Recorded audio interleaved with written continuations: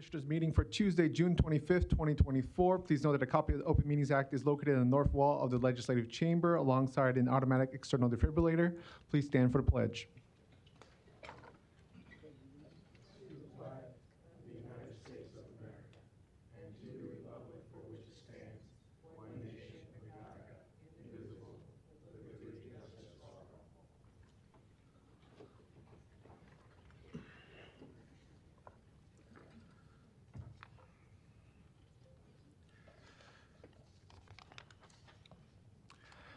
First item of business is the Board of Equalization. Roll call, please. Commissioner Borgeson. Present. Commissioner Boyle. Here. Commissioner Kavanaugh. Here. Commissioner Friend. Here. Commissioner Morgan. Here. Commissioner Rogers. Here. Mr. Chair. Here. Our first items are items A and B. A being the approval of the minutes of the Board of Equalization meeting held on Tuesday, June 11th, 2024. B, a call for a meeting and set Tuesday, July 9th, 2024 as date for hearing on certified assessment corrections reflecting the addition of admitted property to the tax rolls or increased value on property. Do I have a motion and a second? Second. Motion by Rogers, second by Morgan. Please vote.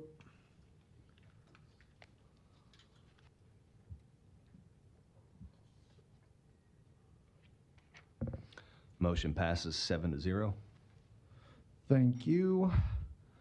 All right, I know we do have some individuals here to speak, definitely on some items on D. Out of all resolutions, we have 3 resolutions total, so I might take them one by one, preferably. So first item is item C, a certified assessment correction, addressing the 2023 real property valuation protest for 2199 Blondo Street, as stated on the agenda there. Do I have a motion and a second? Motion by Rogers, second by Morgan. Again, this is resolution item C. Do I have anybody to speak on this resolution? If not, we'll vote.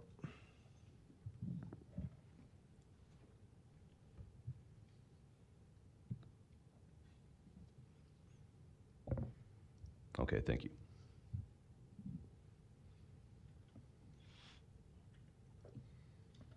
Motion passes 7-0. Thank you. Next, we have item D, certified assessment correction, reflecting a correction in the values and approval for all the items listed under CAC number, resolution D.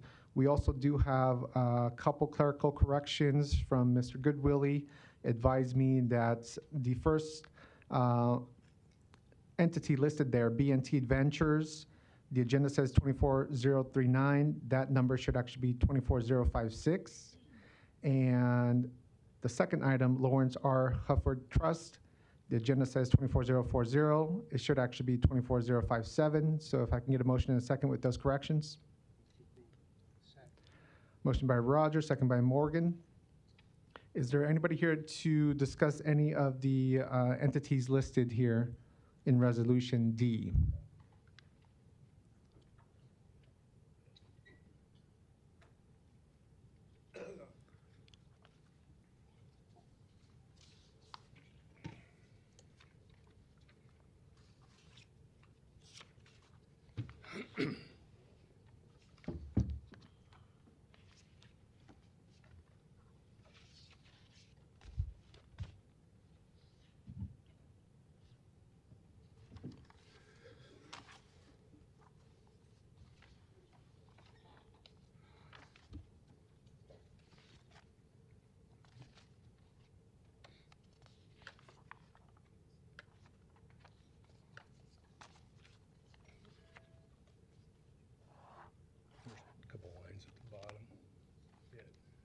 Very good. Thank you.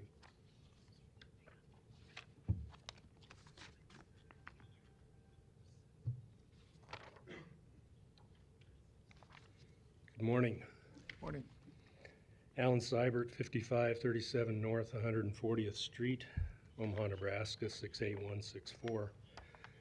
This is CAC number 24045. The explanation on the agenda was to put back to 2023 the BOE value for 2024. I found that interesting, so I looked more at the other pages. On page 32 of the attachments, it says reason for review. Put back to 2023 BOE value, area not revalued. I had a question. I found that an interesting statement. I had a few questions. What is the area of this property? It appears to be Linden Estates. How was the area created? It appears all the properties in the same area of this property were not revalued. Why? Does this happen every year? Is this information included in the state of the market report presented to the Board of Equalization? Is this information included in the report required by statute 77-1315 that's given to the media? How many other areas in Douglas County were not revalued? How many properties in Douglas County were not revalued? What effect does this have on overall tax revenue? I've heard that the overall market in Douglas County increased 8%. I've also heard there have been individual valuation increases of 20 to 30%. The valuation process is supposed to be fair and equitable. In addition, the Nebraska Supreme Court stated in HK Company versus Board of Education, this was way back in 1963, but it said the Constitution requires taxes on all tangible property be levied by valuation uniformly and proportionally. That was the Supreme Court of Nebraska. How can valuations be increased 20 to 30% in one area while another area is not revalued? How can that be considered uniform and proportionate? Looking at sales data for the same year, explain how an assessment to sale ratio for one property can be in the required range of 92 to 100%, while another property's assessment ratio is not. Do things like this happen every year? As far as that last question, I know it happens every year, but I'd like to hear somebody explain that. Thank you, sir. I would hope somebody would have some questions about that, since there can be an exchange now. Yes, I will bring up Mr. Goodwillie. If you have any possible starter points for this item, I'm not sure. I know you might have not been forewarned that this was going to come up, so whatever you can start us with. Sure. Mike Goodwillie, Douglas County Assessor, Register of Deeds Office. Yeah, it would have been helpful to have some of this ahead, but as a general rule,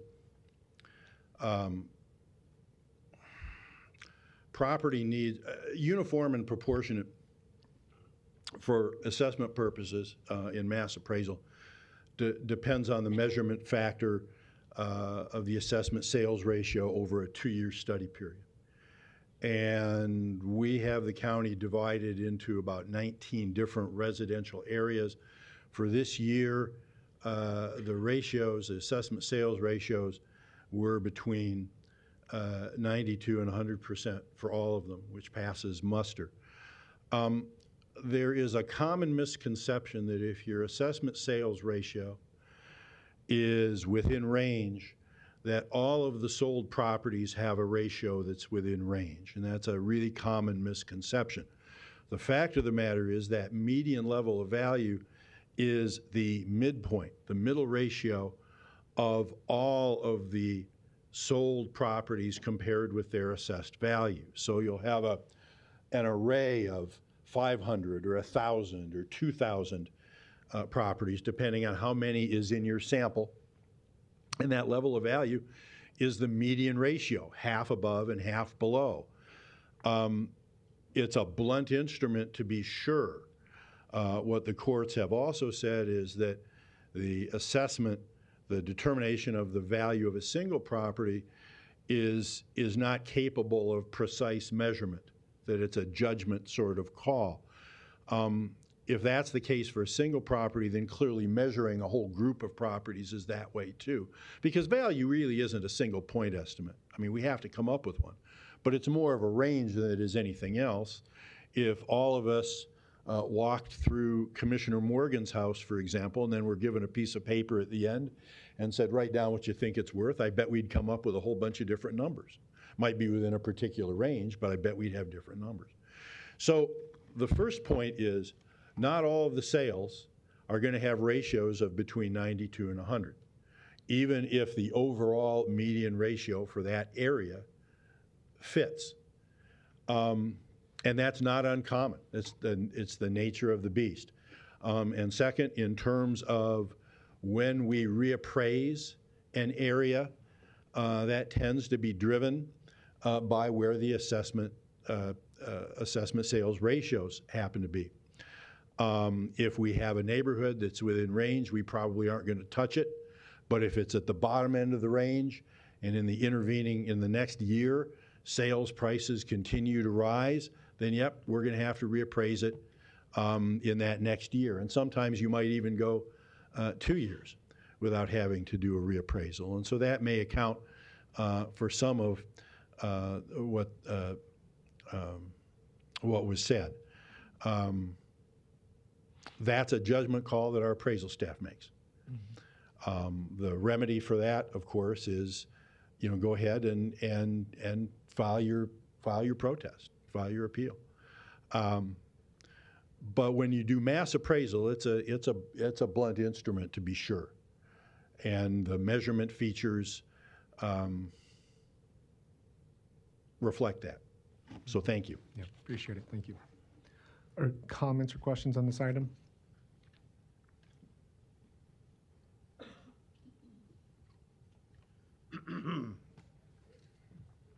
Larry Storr, 5015 Lafayette Avenue, Omaha, 68132. I've owned my property since December of 1971. Can't afford it anymore. Had a tremendous jump in the appraisal based on sales price of other properties. And, excuse me, Mr. Goodwillie, or however it's pronounced, but his explanations still kind of skirt around a lot of the issues. They're not real clear answers that the average non-lawyer citizen can understand. But the point is, your system of basing it on the retail price of the last properties in that whole area sold, and then a median, means you're taking from the rich or giving to the rich, but taking from the poor, because you're raising my prices to help compensate for what you don't tax the rich guy. That's what averages and medians mean. Statistics don't lie. It's what you put into the statistic that lies. And as I look at this resolution, it's obvious that there's many mistakes in the way this process is done. Something has to be done. This drive-by assessment, or point the little measuring thing that's a laser, does not tell you everything about what's inside the house or what's in the backyard. It doesn't tell you the square footage of the second floor of my house. I have those figures for my title, but unfortunately not everybody has a copy of their title because they have a mortgage. The mortgage holder holds that. And a lot of times your figures have not agreed with my abstract of title. I measure rooms myself for a common misconception, I guess, is living area. Well, I don't live in the walls, so I don't measure the walls, the thickness. Some people say don't measure the windows because you don't live in the windows. But your satellite videos, even though you can go in at an angle for a picture, doesn't tell you everything. It basically tells you the square foot of the plot that the house sits on. I have a longtime friend that died just up the street from us. Some people bought that house quite a few months ago. My God, they're still working on it. The construction people have been there every day for probably 3 or 4 months, if not more. And I'll bet you that when the tax assessor finds out the work done on that one, that'll price me out of the neighborhood, because you'll raise my taxes again to compensate for that improvement.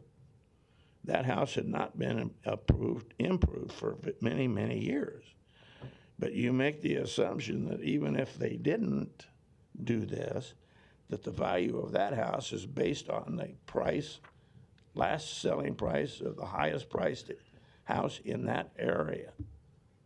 And you're not real clear about what area. And when I do my protest, I sometimes have a stack of papers like that because a lot of the comparable properties are not really comparable when I go walk down the street and look at them because I can't go in the backyard. But I can visually look, I can take a picture, but they're not really comparable. You need to find a new system and stop being dishonest with the taxpayer. Thank you. Any other comments on item D? If not, we'll go ahead and vote. Can I You already respond? spoke once, sir. I'm sorry. It's a one-time allocation. So that's how your new process works. Thanks.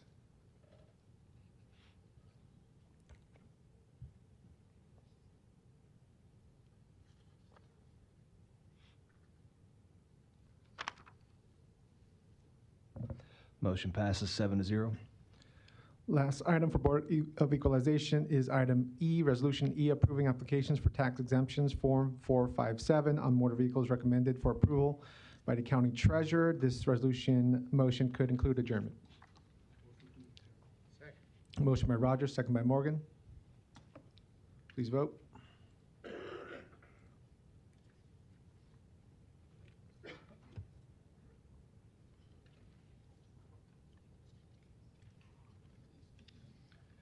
Motion passes 7-0.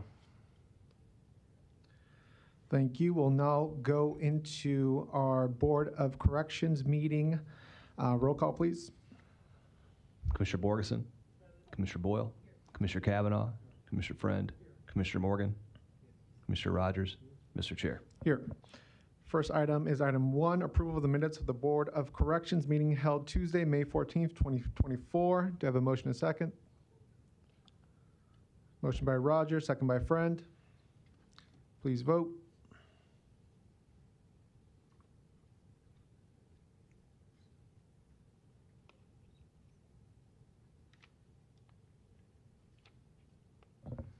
Motion passes 7-0. Thank you. We'll now go into our report from the Director of Corrections.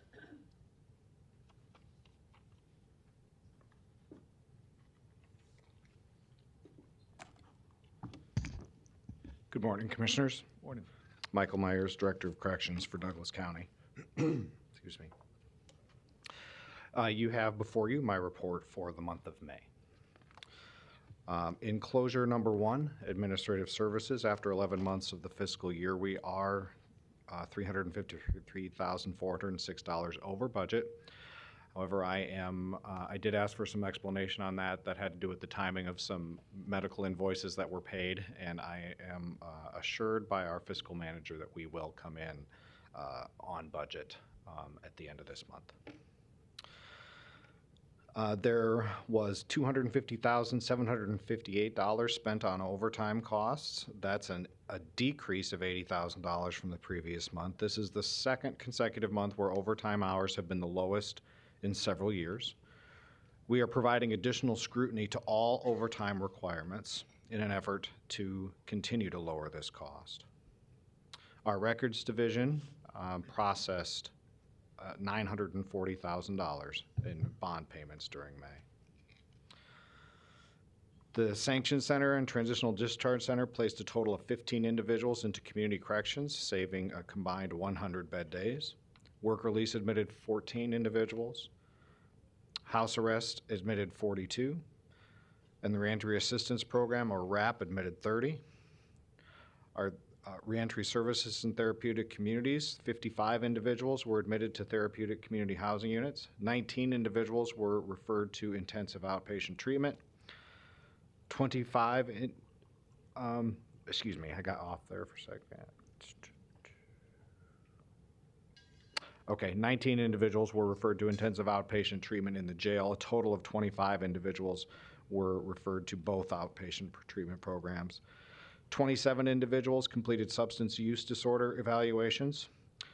We have reinitiated the Safe Serve certification for our kitchen inmate workers, a certification that can assist with employment opportunities in the food service industry post-release, and 2 individuals earned a GED. There were 270 individuals placed on pretrial release. Overall, during the course of the month, 1,330 individuals were supervised on pretrial release. This is the 2nd consecutive month of an all-time high level of utilization. 577 individuals participated in the 24/7 sobriety program. That is also an all-time high. 126 individuals were supervised via GPS monitors, saving 2,900 jail bed days. In theory, Douglas County was saved $348,000 in detention costs by our pretrial release program. Our law library usage on the tablet system continues to have increased usages with costs and efficiencies for Douglas County. Enclosure number 3, compliance. Regular reporting of all compliance data continues. Enclosure number 4, personnel. 8 officers below the rank of sergeant and 1 lieutenant left employment in May. As of May 31st, we were 103% staffed among correctional officer ranks. 27 officers graduated from our academy on May 10th and completed 2 weeks of field training after graduation. Our next academy is planned for late July. 2 officers were promoted from CO1 to CO2, and I wish to offer my sincere thanks and best wishes to Lieutenant Daniel Shear, who worked closely with me in the Office of Professional Responsibility. He retired after 22 years of service to the Douglas County Department of Corrections. And congratulations to Officer Cesar Inda and Sergeant Bobby Hike, who celebrated their 20th anniversary of service to Douglas County. Enclosure number 5, population. There were 1,312 admissions and there was 1,370 releases. Our high count was 1,087 and our low count was 1,007.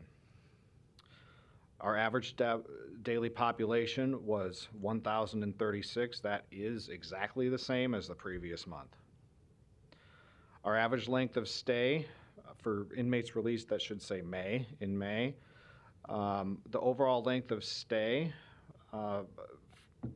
was 26.6 days. 48.5% of our inmates stayed longer than 72 hours. The average length of stay for these individuals was 60.7 days. 51.5% of inmates were released within 72 hours of being booked, and the average length of stay for those inmates was 1.3 days. There were 115 custodial sanctioned bed days. The U.S. Marshal population increased. The average daily felony pretrial population was 712. That was a decrease. The average daily misdemeanor population was 129, a small increase. Probation violations remained stable. 19% of our population were between the ages of 18 and 24. 65% of our population were minorities. 15% of our population were female. And 18% of our population were homeless or nearly homeless. Enclosure number 6, medical. There were 1,123 intake screenings and 337 health and physical assessments. Inmates were sent out 23 times for emergent medical care. 10 of those were by 911. There were 9 hospital admissions, which resulted in 23 days of hospitalization.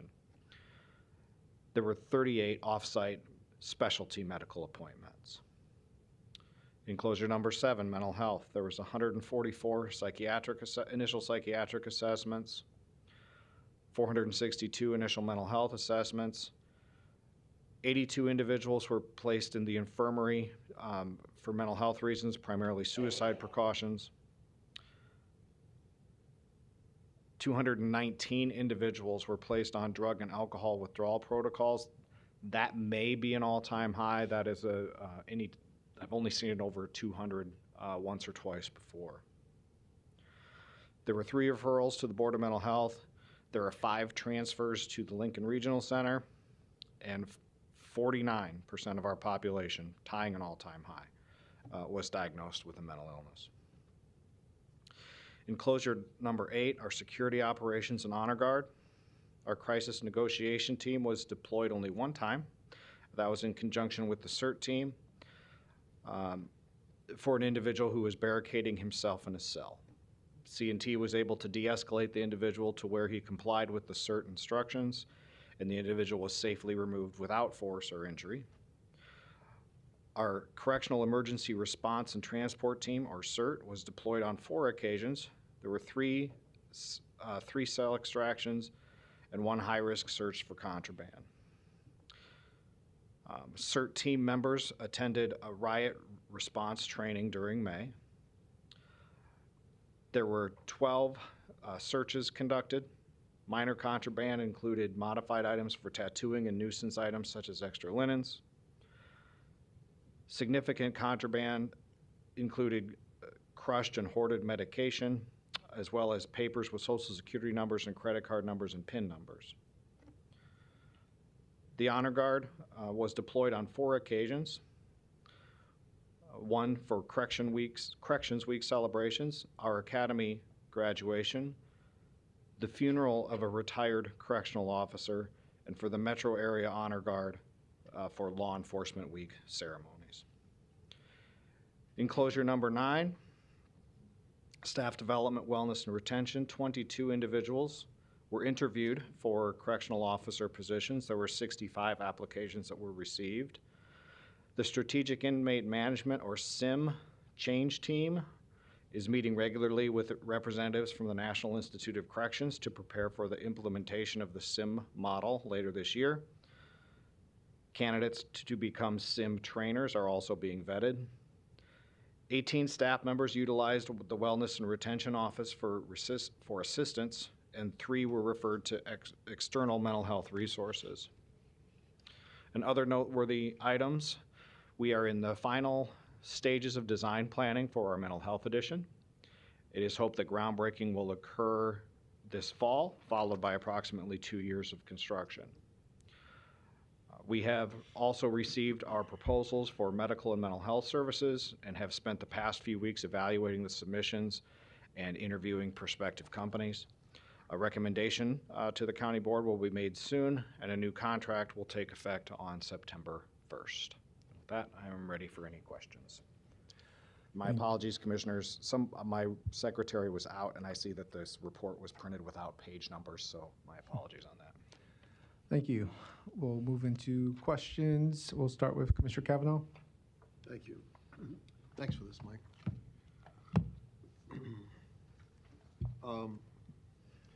Average daily population, 1,036, same as last month. And that seems to have plateaued at a lower number than we were pegging a year ago. Is that right? That's correct, Commissioner.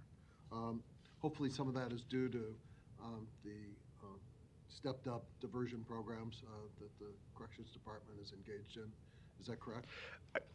That would be the one thing that I can point to that's different in the past 18 months, which would explain our population being down by 100-ish from where we were. You know, overall, this would probably reflect a lower plateau for actual crimes happening in the community. I mean, you're not in control of who comes to your door.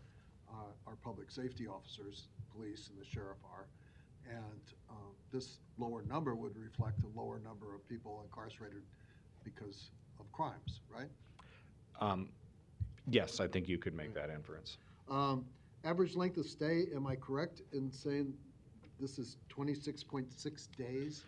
The overall, yes. Yeah, right. Okay. So most folks are in there for less than a month overall. That's correct. Yeah. The majority minority percentage remains high at 65%. And again, you have no control over that, but it's a troubling statistic that we deal with every month. And I appreciate the fact that you keep an eye on that for us, but it seems, again, to have pegged, if not a high, pretty close to what the high has been. It is really hard for us. It seems to really make much difference in that 2/3 Right. general. You know, if you number. throw every minority in the community into a lump sum, it might be in the 30% range. And yet, month after month after month, we see 60, 62, 65% of minorities incarcerated. And there's something seriously wrong when that happens, I think. Again, beyond your control and probably beyond the county board's control, but I appreciate you tracking that for us. Thank you. The overall budget, if I read this correctly, for the department is $56.2 million a year. Is that accurate? I don't have a One number. moment. Well, I guess I do. It's page 1. Yeah. In enclosure 1. It says budgeted overall $56,200,000. That first line? Yes. Okay. Of that $56.2 million, how much of that is not Douglas County General Fund dollars? Let me give you an example of what I'm talking about. If I was talking to the people from the health center or behavioral health, and I asked them this question, the non-Douglas County numbers to those departments would be in the 80th percentile, 80% plus. Medicare, Medicaid, federal funds, other non-Douglas County property tax funds. In the corrections department, what would that be? Probably about the opposite of what you see in the health with the health center. 80-some percent Douglas County general fund property tax dollars, 20% something else. Right. Okay. Is there a way going forward, because that's an important kind of metric for us, and these reports, I got to tell you, they get better and better. I mean, you're really reactive to our request for information. Oh, I Nice guess my time. light, so I'll do it again, yeah. Thank you, Commissioner. We'll jump to Commissioner Borgeson. Thank you, Mr. Chair. Good morning, Mike. Good morning. On the pretrial services, how are we measuring success in that program? So basically, what we will be measuring on an ongoing basis is violations, people who have violated their bond and maybe had their bond revoked, and are you appearing in court when you're supposed to? Those are the two key measures. You know, that program, you know, we would like to hope that it has a longer lasting impact on people's lifestyles and recidivism with the supervision and support that we're giving them during that program. And we can probably do that research over the course of time as that new program matures and we have some meaningful data that can come in. We could probably work with a partner like a UNO to look at the people who participated in those services. You know, we're not, you know, I don't think we're going to ever measure success against every, like the 24/7 sobriety program. Those people are subjected to rigorous testing. And we should expect that they're going to have a misstep or two along the way, but they still complete the program successfully. So they may violate and have a sanction, but they still get through the program. And so I think that's really, you know, the key measures that we're going to have is did you make it through the program without violating to such an extent that you got your bond revoked, and did you appear in court as scheduled? And would the recidivism rate for these individuals also be a criteria for measurement? It would be, but like I said, that will take a little more time Right. for us to you know, for us to report meaningful data. You know, a little bit more time probably needs to elapse to, you know, to say that these people over the course of time didn't come back into the criminal justice system. We, of course, if they committed crimes while on pretrial release, that would fall into that revocation category, but it'd also maybe be a subcategory if actually they engaged in a new criminal act, and we could report that out as well. But we have started to make sure we're tracking that so we have the data when the data we is have good data. The data is there, and you know, one of the things I will acknowledge, we've had a little bit of frustration with not a little bit. we've had frustration with a vendor for the software to track that. And to the point where now we have an RFP out to replace it. So there is some delay in getting that information out to everybody in an aggregate form due to that fact, but we have not lost sight of the fact that we need to do that. And I just think it would be good information. I mean, we constantly hear the horrors, but it would be nice to hear the successes that people have actually turned their lives around and are doing well, and because of this program Absolutely. or that program or whatever. But Yep. I understand there has to be a little bit more time to get that data. But the numbers thus far have been very impressive on that program. And then I might have to come back because this might take a little time, but the average length of stays, and you said 48.5% are staying there more than 72 hours. And do we capture what the reasons are for those individuals staying longer? I'm sure mental health is probably at the top of the list, but like what are the top three? Or okay, we'll have to come back. That's true. Thank you. Commissioner Friend. Thank you, Mr. Chair. Mike, you and I have talked about this in public and then off to the side on various occasions. The 49% of individuals that have been diagnosed with a mental health issue, like you said, that's a record. It's not a record, obviously, that's enjoyable to hit. That essentially means about 500 individuals were diagnosed with a mental illness in this facility right now. Mike, I'm asking you to guess, an educated guess, other than state corrections, is there a larger mental health facility in this state than the Douglas County Correction Center? Well, no, and really, and some of those people wouldn't need to be, like if they weren't in jail, the fact that they have an illness, they wouldn't need to be institutionalized. But we do also track those with serious mental illness, and maybe I should start breaking that out on this report because that's the population, that really matters. Whether somebody, has mild to moderate anxiety or depression, those are things that we can fairly easily treat, whether you're in jail or not in jail. But the serious mental illness runs somewhere between, typically, I don't think it's ever hit 30% of the population, but it usually runs between that 25 and 29% range. And so if you do, if you took I'll be generous or conservative, I guess, and say 25% of 1,000 people, that's 250 people with a serious mental illness such as psychotic disorders, bipolar that's not stabilized. So I don't know of any other facility that houses that many people under one roof. Thank you. And that being said, have you theorized what would happen? First of all, some of those individuals, especially if they don't need long-term clinical care, can be referred, especially if they had a minor offense, to Douglas County Community Mental Health if there's space available. Correct?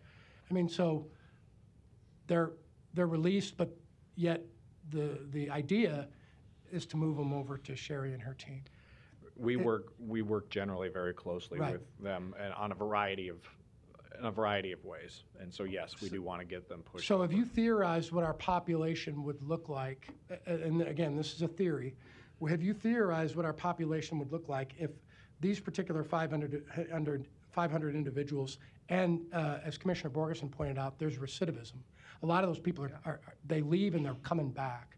Have you theorized what would happen if these individuals if you didn't identify that they had an issue and you didn't attempt to correct it? Would our overall numbers go up? They most certainly would. I mean, we've given a lot of credit to our pretrial release program for reducing our numbers a bit, but we have worked for many years on building a continuum of care that I believe is having, I can tell you anecdotally and probably with some data that those who receive those services do not come back to jail as often as those who don't.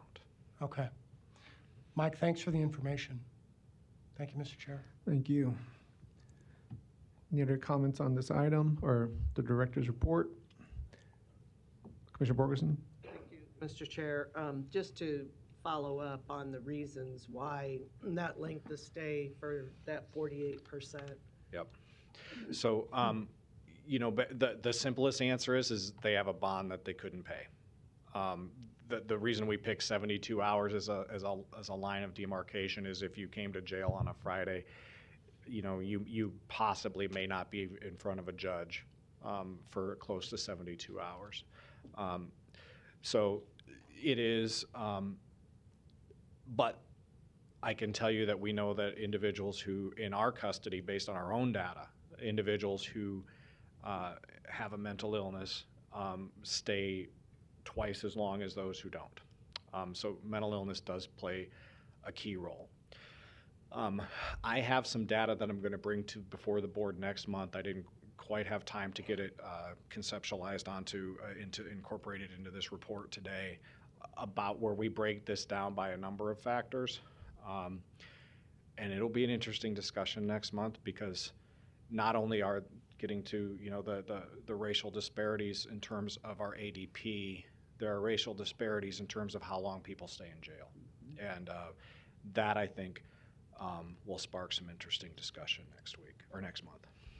And that kind of leads to my last question, and that was when we talked about the 65% of the population being minority, how many of those are just sitting there because they couldn't pay their bond, so they're sitting there waiting their time? I would assume most. You know, if people have a means to get out, they're gonna get out. I mean, so you know, unless they are held without bond, and that's a very small sliver of our population, and those are people who've committed very serious crimes. You know, pretty much everybody has some bond amount.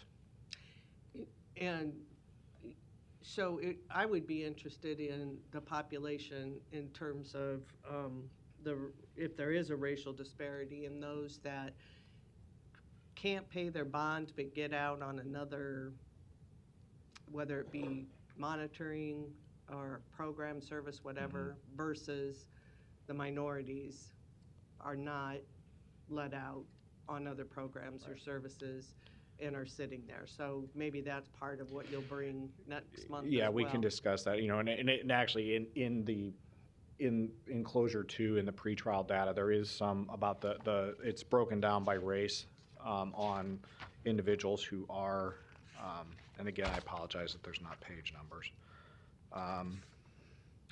But there is that breakdown of pretrial release by race, and the pretrial release, those demographics are a little better than what we see in the jail. But it's still not, you know, I guess there is a page number on the top. I'm sorry. It says page 12. Oh, okay, I see it. Percentage of individuals, and you can see that there was 1,330 individuals that represented this chart, and you have 43 or 41% were Caucasian. So we at least do have a majority of the people who are out on pretrial release supervision are individuals from minority groups. I had hoped that this would make an impact on that racial disparity in the jail. It really, maybe it's nibbled around the edges a little bit, but it hasn't gotten to where we hoped. Nice time. Thank you, Mike. Commissioner Kavanaugh?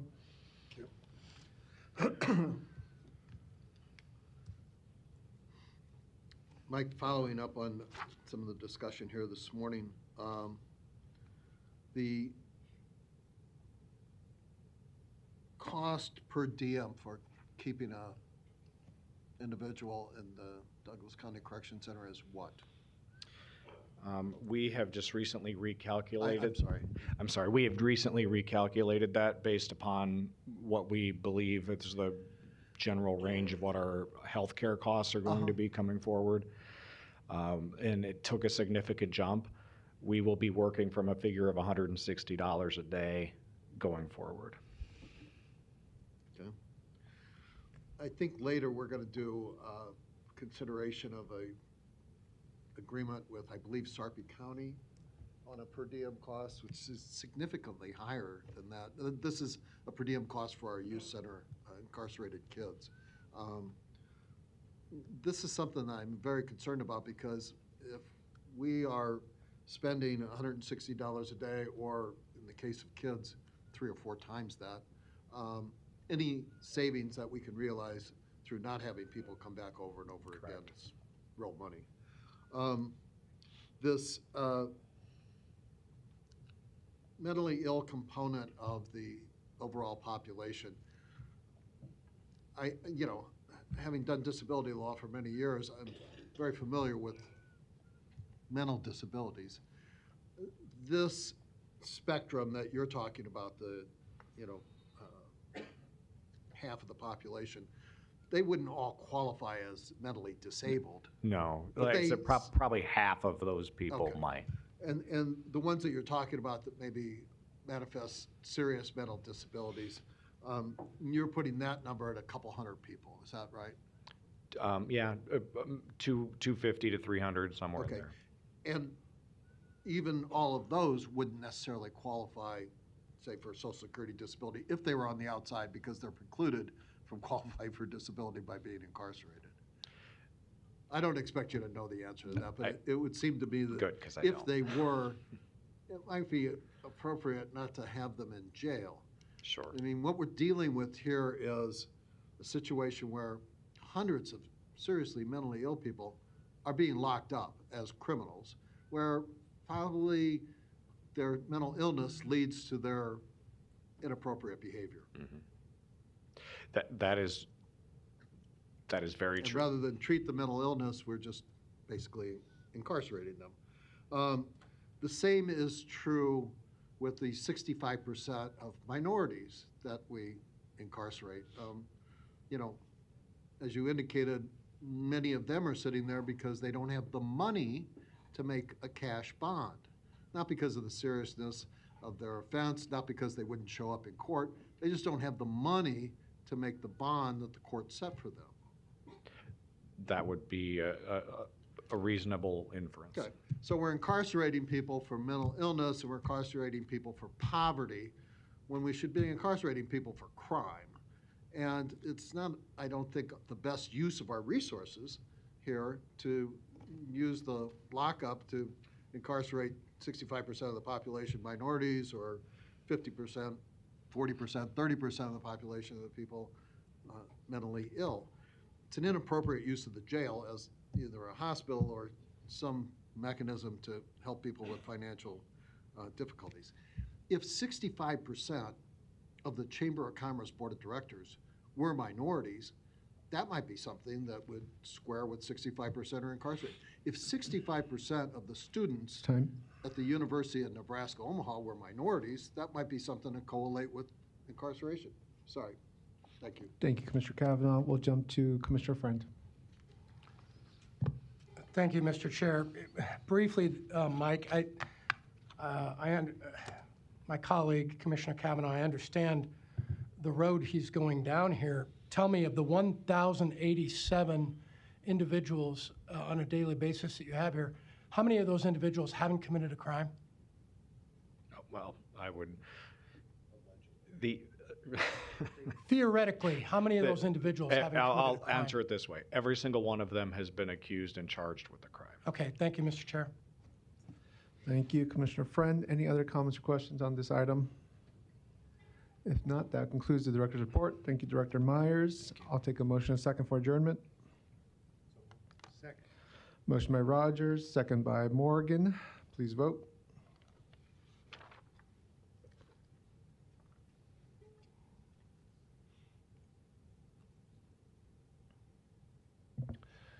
Motion passes 7-0.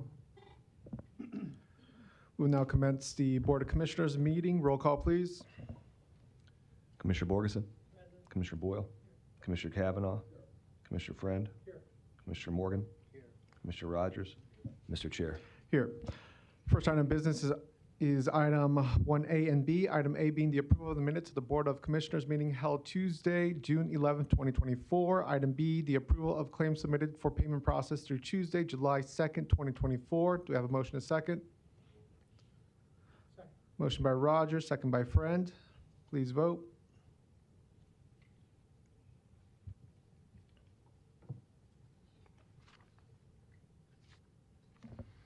Motion passes 7-0. Thank you. Next item is our consent agenda, items A through N. Please note that the clerk has advised me that item Q should be stricken from the agenda and from the consent agenda. I believe it's kind of duplicative with item R, right? Okay. And I think that is the only revision to consent. Do I have a motion and a second with that revision? If I apologize. Yes, go This is ahead. Tracy, York County Attorney's Office. One other revision and then one note, if I may. On letter G, the resolution authorizes the chairwoman to sign the agreement, and if we could strike woman from the resolution for letter G. And then on N1, it's listed as an amendment. It just looks a little, it is an amendment. I just wanted to let the board know it looks a little different than normal. What we have is a repeat of the agreement with just like 2 items changed. And so it looks a little different, but it is correct. It is an amendment. Got it. Thank you, Teresa. What was that? Dan Esch, County Clerk, on N6. If on the website, the agreement, I believe, is the same as N3. The commissioners have the correct agreement in front of them, though. I just wanted to point that out. Got it. All right, so items on, go ahead. Motion approved with the stated changes. Second by Morgan, and we'll jump into questions. Commissioner Kavanaugh? Yes, a couple of things for the record. A lot of times, things appear on the agenda, particularly the consent agenda. You don't have access to the backup documents, so we try to put things in the record so people can understand what we're doing. Under the consent agenda item I, this is Nebraska Community-Based Aid Contracts.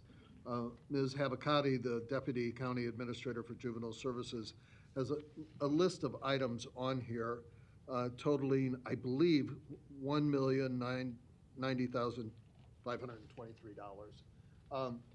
These are all various agreements for community-based grant-funded juvenile services, and I'm just trying to clarify, of this 1 million plus, Kim, if you could tell us, are those all non-Douglas County grant funds?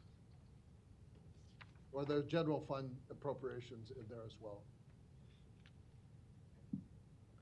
This funding all comes from the Nebraska Crime Commission. Kim, could you through the- identify yourself? Oh, sorry, Kim Havakati, Deputy County Administrator. These funds all come from the Nebraska Crime Commission through the unicameral grant to the Crime Commission. It goes to every county in the state based upon your population, and ours commissioner is a little bit over 1.3 million that we get. Okay.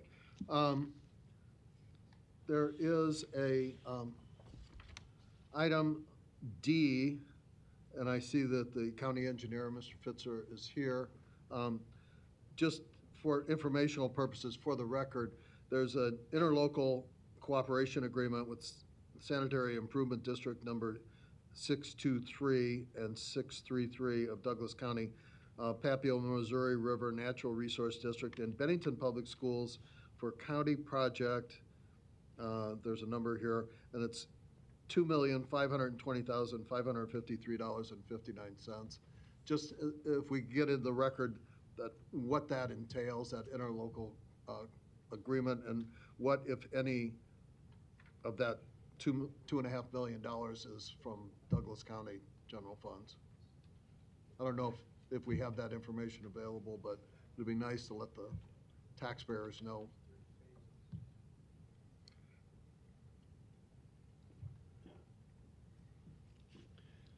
Todd Fitzer, Douglas County Engineer, 155 West Maple Road. That interlocal represents the extension of Rainwood Road. There's a Bennington school that's going to be built, I believe, in 20... Could you speak? I'm sorry. There's a Bennington school that's going to be built, I believe, in 26 is their target. The road doesn't even exist today. So it's not even a gravel road. It's not like we're going to improve a road. We're going to build a road. And there's 4 or 5 developments out there. You've got Bennington Public Schools, and the county is a 3-phase development to get that road in place for the upcoming school. And the development, or the agreement, covers all the contributions that are going to go in from Bennington Public Schools and from the development community and those things. So this $2.5 million is a collective Correct. $2.5 million? That's correct. Thank you. Yes. That's all, thanks. Thank you. We'll jump to Commissioner Borgeson. Thank you, Mr. Chair. I would ask that item E be pulled for discussion. All right, do you want to take that separately? Is that what you're requesting? Yes, Commissioner? All right. If the motion and second are okay with that, we can do it that way. Good? Yeah. Yep, all right. We'll pull item E and discuss separately. Everything else remains as stated previously, including the revisions. Anything else, Commissioner Borgeson? Just E. Okay. Yep, thank you. Very good. Larry, do you want to comment on consent agenda item?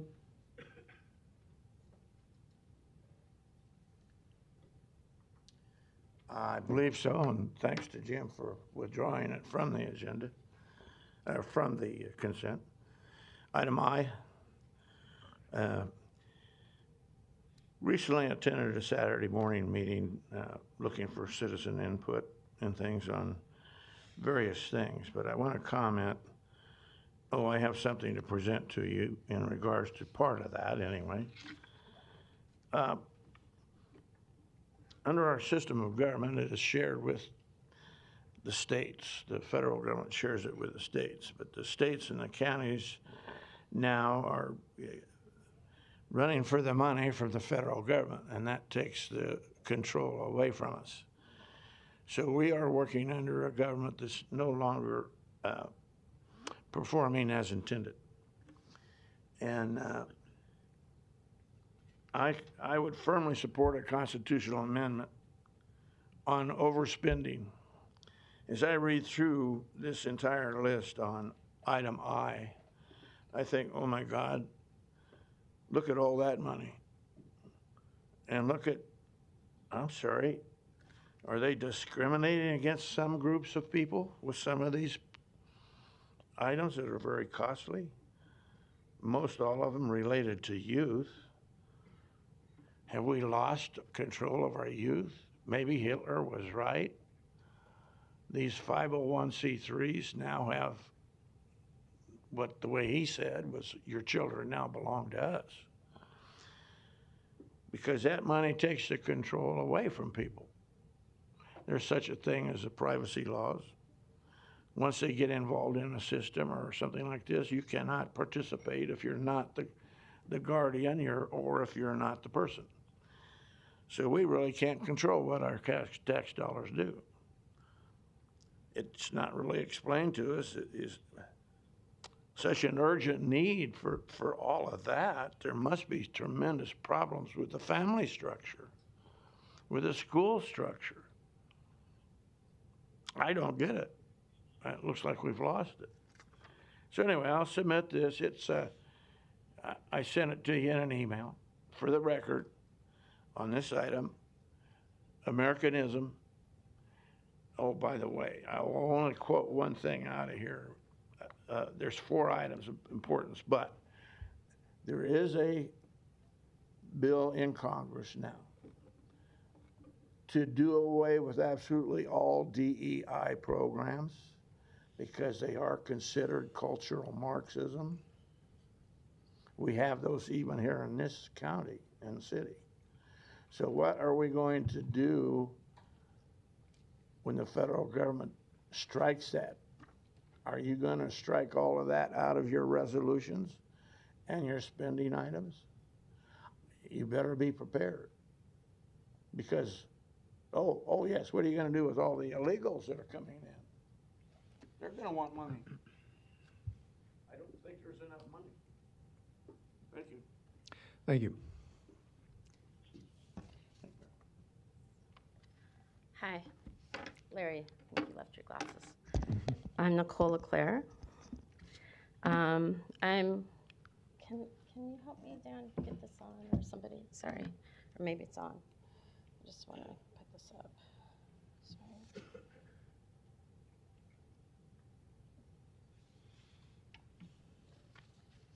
Make sure that that is up there. I'm up here. I don't see another place to talk because that has been removed for other opportunities to talk. So I'm talking on the consent agenda about the juvenile justice planning forms that just went off. But I just want to make sure that they're being spoken about because I have not seen in any meeting that they were spoken about. I only found out about these forms, 3 of them that are happening. The first one on June 22nd.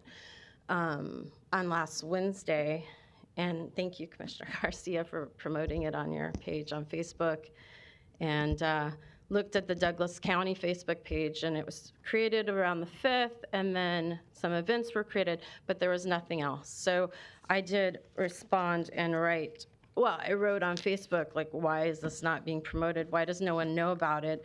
I asked 5 people, and 4 out of the 5 people knew nothing about it. And these are people who are regularly coming to meetings, who are involved in the community, who would like to go to those meetings. But Larry's, I don't necessarily agree with everything Larry does, but I'll put that up there. But I defend his right to do it. Anyway, so I wrote because I was concerned that there was not going to be a recording. I understand not every meeting can have Zoom outside of this room, but to not have it recorded, I don't understand that.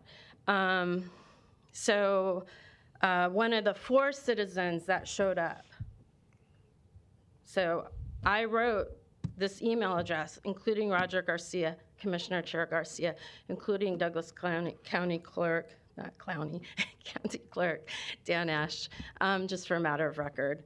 About why is there no recording? Why was this not promoted? I mean, this is affecting our community.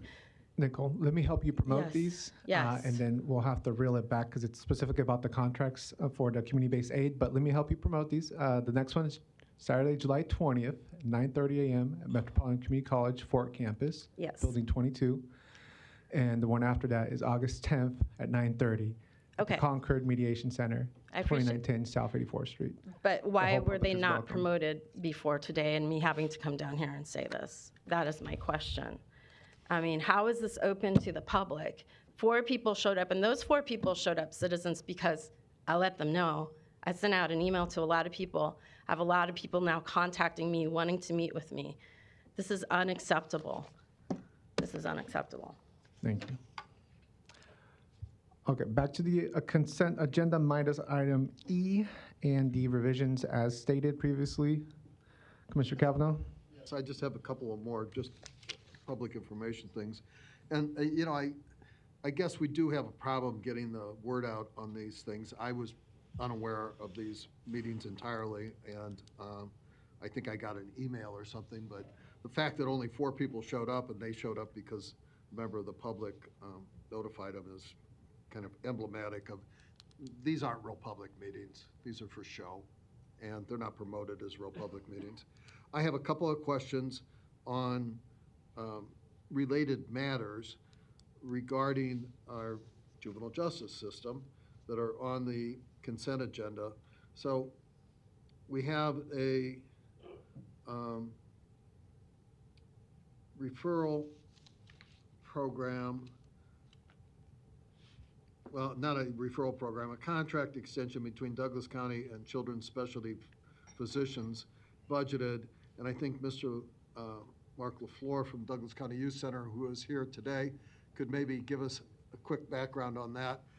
And Mark, while you're coming down, I'd also like to know at the top, what is the population of the Douglas County Youth Center today? And if you know, what's been the average daily population for the last month? Mark LaFleur, Douglas County Youth Center. It's a pleasure to see you all again. Could you speak in the, thank you. I've got a hearing issue. Mark LaFleur, Douglas County Youth Center. That does make a difference.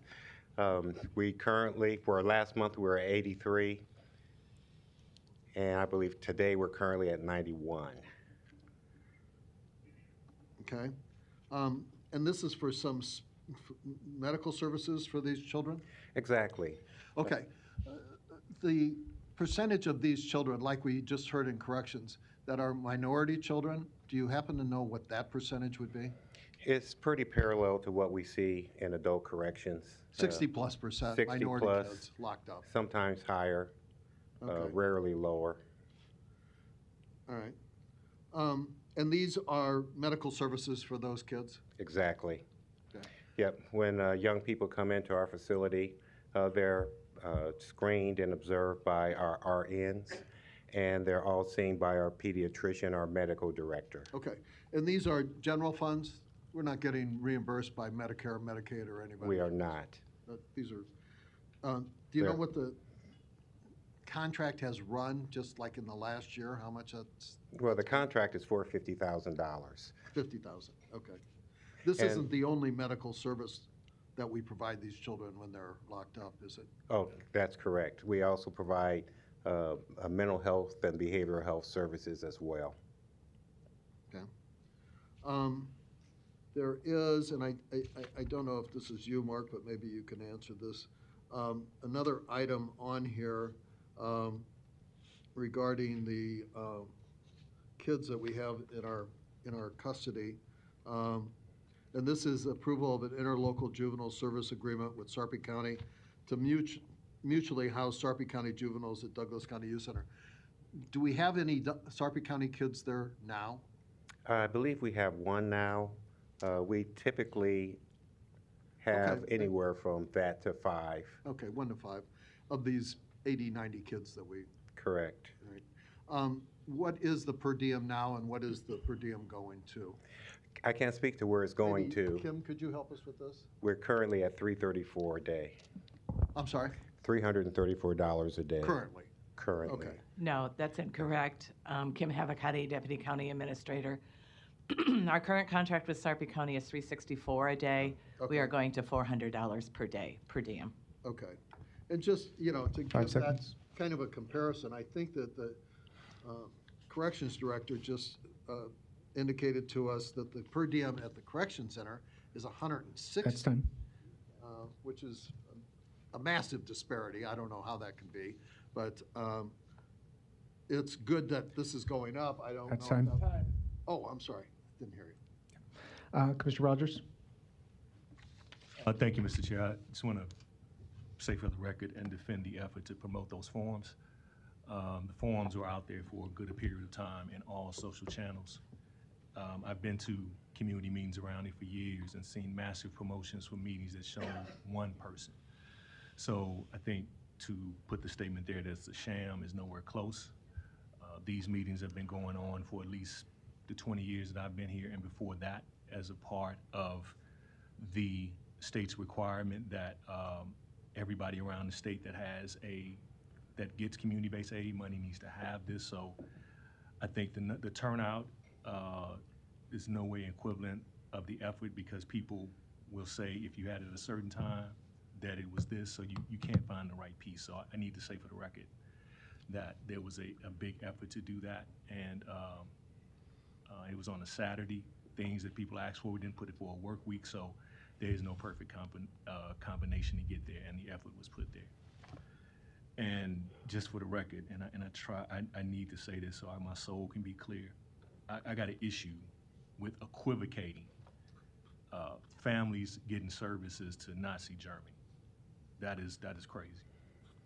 And at least have some background to say when you come up here and challenge the fact that the government spending unwisely, that the person's hat you wearing ran up some of the biggest debt in American history. So at least come with some facts that's relevant and not just propaganda. Thank you. Thank you. Anything else on consent agenda minus item E? If not, we'll vote.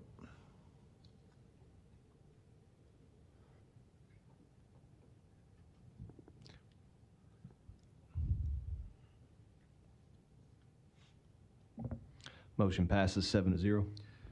Thank you. Now we will go specifically to item E, agreement to pay 100% of the JDI's coordinator's salary and benefits to the Nebraska Administrative Office of the Courts beginning July 1st, 2024, through general and grant funds.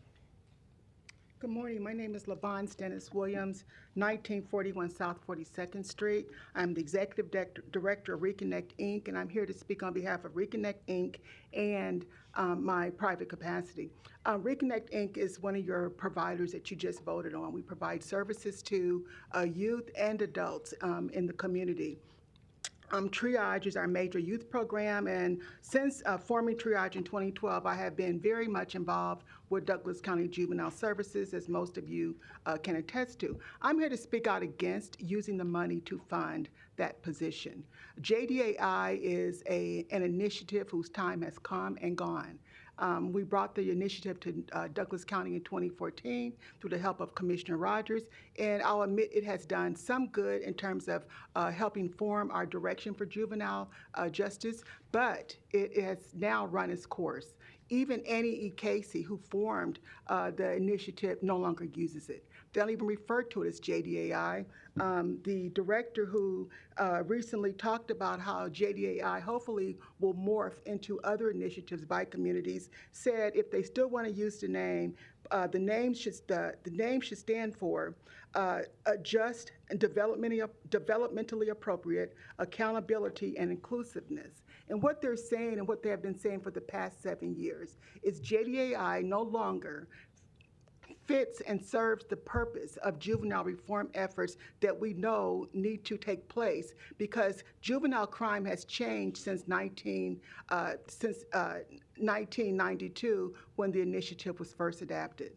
I think we are the only jurisdiction in this country that's still using JDAI under that format when it was first developed. Since 2007, Annie E. Casey has specifically gone away from the JDAI format, and they're focusing now on things like juvenile slimlining probation, working with probation. And so what I would ask you to do is to take that fund and to look at the two remaining efforts. When we took on JDAI, there was 8 things that this community said we wanted to address. You all have addressed most of them through the changes that you've passed at this body. The only 2 are remaining is case processing and racial and ethnic disparity. We still cannot get a grasp on racial and ethnic disparity. And we also see the cases now where kids are just languishing in the juvenile justice system. So I'm asking that these funds be used to fund a position that will have a dual purpose. It will track case processing and report back to this body as to how many kids are going through the system and how long it's taking them to get to adjudication. And that the other duty that position would have is to coordinate the efforts, serious efforts, on reducing racial and ethnic disparity in this community. And it's not just about system points and blaming them for bias. It's about addressing the entire spectrum of social economic issues that we know contribute to juvenile justice involvement. And recently, I had a chance to talk with Commissioner Borgeson again about Dr. Kakar's study. Although her study is old, the basis of her study is still relevant. She has identified 7 major factors that contribute to juvenile justice involvement that impact a disparity in racial makeup. So I'm asking that this money be used to find a position that will dig deeper into case processing, see what's holding kids' progression through the system, and that this other purpose would be to track and find solutions to help eradicate the racial and ethnic disparity that exists in this community. Thank you. Thank you. We'll jump to Commissioner Cavanaugh. Oh, I'm sorry, I think I just left it on. Oh, okay, very good. Commissioner Borgeson and then Rogers. Thank you, Mr. Chair. And Ms. Dennis actually said a lot of what I wanted to say, but I'm going to ask that this be laid over so that we could have a more robust and full discussion at a Child and Youth Committee meeting. I agree that JDAI has brought us to really looking at the alternatives within our juvenile justice system. But I think if we're trying to be honest with ourselves, I think the real problem right now, besides the racial and ethnic disparity issue, which definitely needs to be addressed, but is that case processing piece where kids are sitting there. And again, it's not to blame anybody, but it's to shine the light on it, because in my opinion, if you look at who's there and where they should be, if they were where they should be, we wouldn't have the number of kids we have in our youth center today. And that needs to be talked about. It's always kind of floated out there, it's stated out there, but we've never really had a process to really look at those cases and see how we can move them through our system faster. There's going to be some children that are there for a very long time because of what they're charged with. But there's others who are sitting there and we hear continually it's placement, or it's evaluation or assessments, and those should not ever be just sitting there. And so we need to really have that discussion, and I think that this position can be switched to something different than what it is today and make much more positive inroads on our kids and ultimately the families if we do so. So that I'm just asking because, again, this isn't the greatest forum to have the full discussion, that we lay this over and have the discussion at a Child and Youth Committee meeting. Motion by Ferguson, second by Boyle. So now we can have discussion on the motion to lay over. Commissioner Rogers. Thank you, Mr. Chair. I would ask for the board not to vote in support of it being laid over. I can see where the sentiment is, but to address a few points that's been brought up. Yeah, Casey's adjust some of it from years, but there are a lot of entities still using the name and support. They formed and reformed the process and some of the emphasis where it has gone, and that has continued to evolve here as well. To the point of the emphasis on case processing, I wholeheartedly agree with that. And as of a meeting last week when the collaborative left, the JDOT collaborative moved that the current emphasis go on case processing and that the coordinator would adjust time to specifically adjust case processing. And that was moved by the body and was discussed and talked about as a part of this agreement moving forward. So that was in result to the a meeting held earlier with a group of people to talk about the contract and what's required out of it. The statement was specifically said by state probation that their goal is to support the locals in their effort, and as of the collaborative specifically moving that this is their will to support case processing, that's where the emphasis will go this year. I will ask the board not to support the layover and move forward because the emphasis will be put on case processing through all the efforts going on, through the data piece as far as lifting it up. So I think by moving it forward, the real emphasis needs to be that the collaborative needs to hold the case processing committee accountable.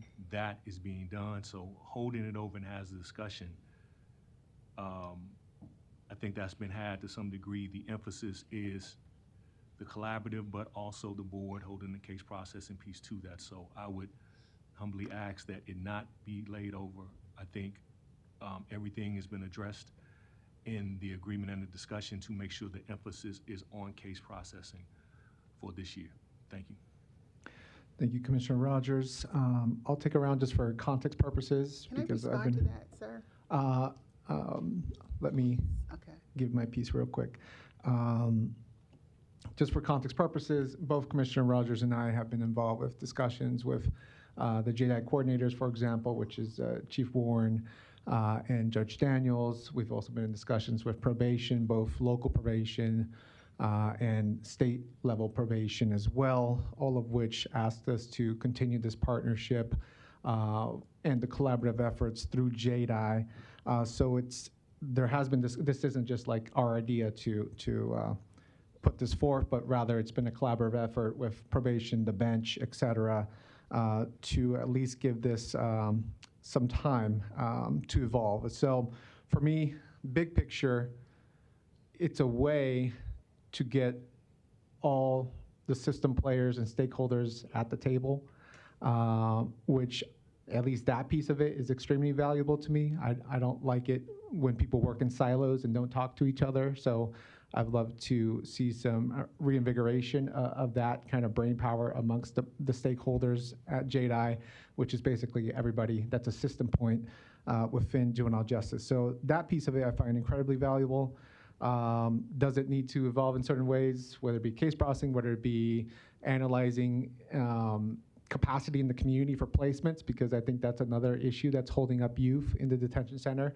After being authorized to go somewhere, there's often capacity issues of not having a group home or a placement to send them to.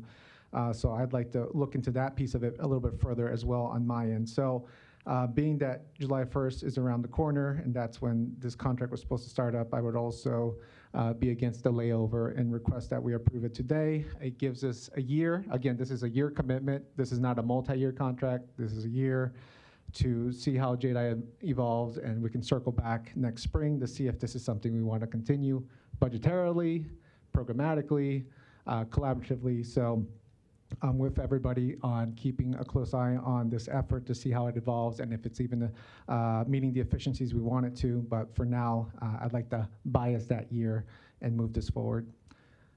Commissioner Friend? Thank you, Mr. Chair. Good points, and you and I offline have had an opportunity to discuss this a little bit. And kudos to Chairman Garcia. He's actually laid out, he sent a really nice email yesterday. I mean, it was very good. I'm a writer, and I thought it was good. I couldn't even edit it. I was a writer. Look, the big issue here, I don't know how I feel about this really. Usually I come in here, I read stuff, and I've come to a predetermined idea about how I'm going to vote. But this is kind of interesting, and let me just tell you why. And I hope it doesn't come off as lecturing or anything else. I don't mean it to. Whether it be a business, it could be a sports organization, it could be, but particularly in a government. Accountability is key to the metrics or data that show value add. The accountability is very important, especially when it comes to a government, because government's unwieldy. We don't want it to, but it's by nature it's unwieldy because it's supposed to be drawn out. Let's make decisions. Let's hear from people. Let's get beat up over this particular thing. My point is probation pulled its funding because the state deemed this outside of its budget priorities. And I guess the question I have, and anybody can answer it, who will our coordinator report to right now? It was my understanding, and this goes to accountability, who will our coordinator report to? Because state has no skin in the game anymore. I mean, they may care, because they've got resources implemented, but they pulled their funding. So they have no skin in the game. There are more important accountability measures that I would think that need to be put in place, and I guess I need to understand that. So in other words, if the JDI coordinator is reporting to our county administrator, okay, understood. At the end of the day, we'll end up getting metrics and data 365 days from now through that funnel that'll make us feel a little bit more comfortable. So I'm on the chairman's page, but how are we going to gather that data? My thing is, management hierarchies take a variety of different forms. When Google came in to the world, Oracle and all these other, they have flat hierarchies. But at the end of the day, somebody's accountable. Somebody's got to be there, and they got 20 people in a room, they're going, tell me, man or woman, who's accountable? What are we going to do now? And are we going to keep spending money on this after we determine that there's either A, value add, or there's not? and they do it all the time. I'm not promoting this idea of militaristic hierarchy. What I'm promoting is the buck's got to stop somewhere.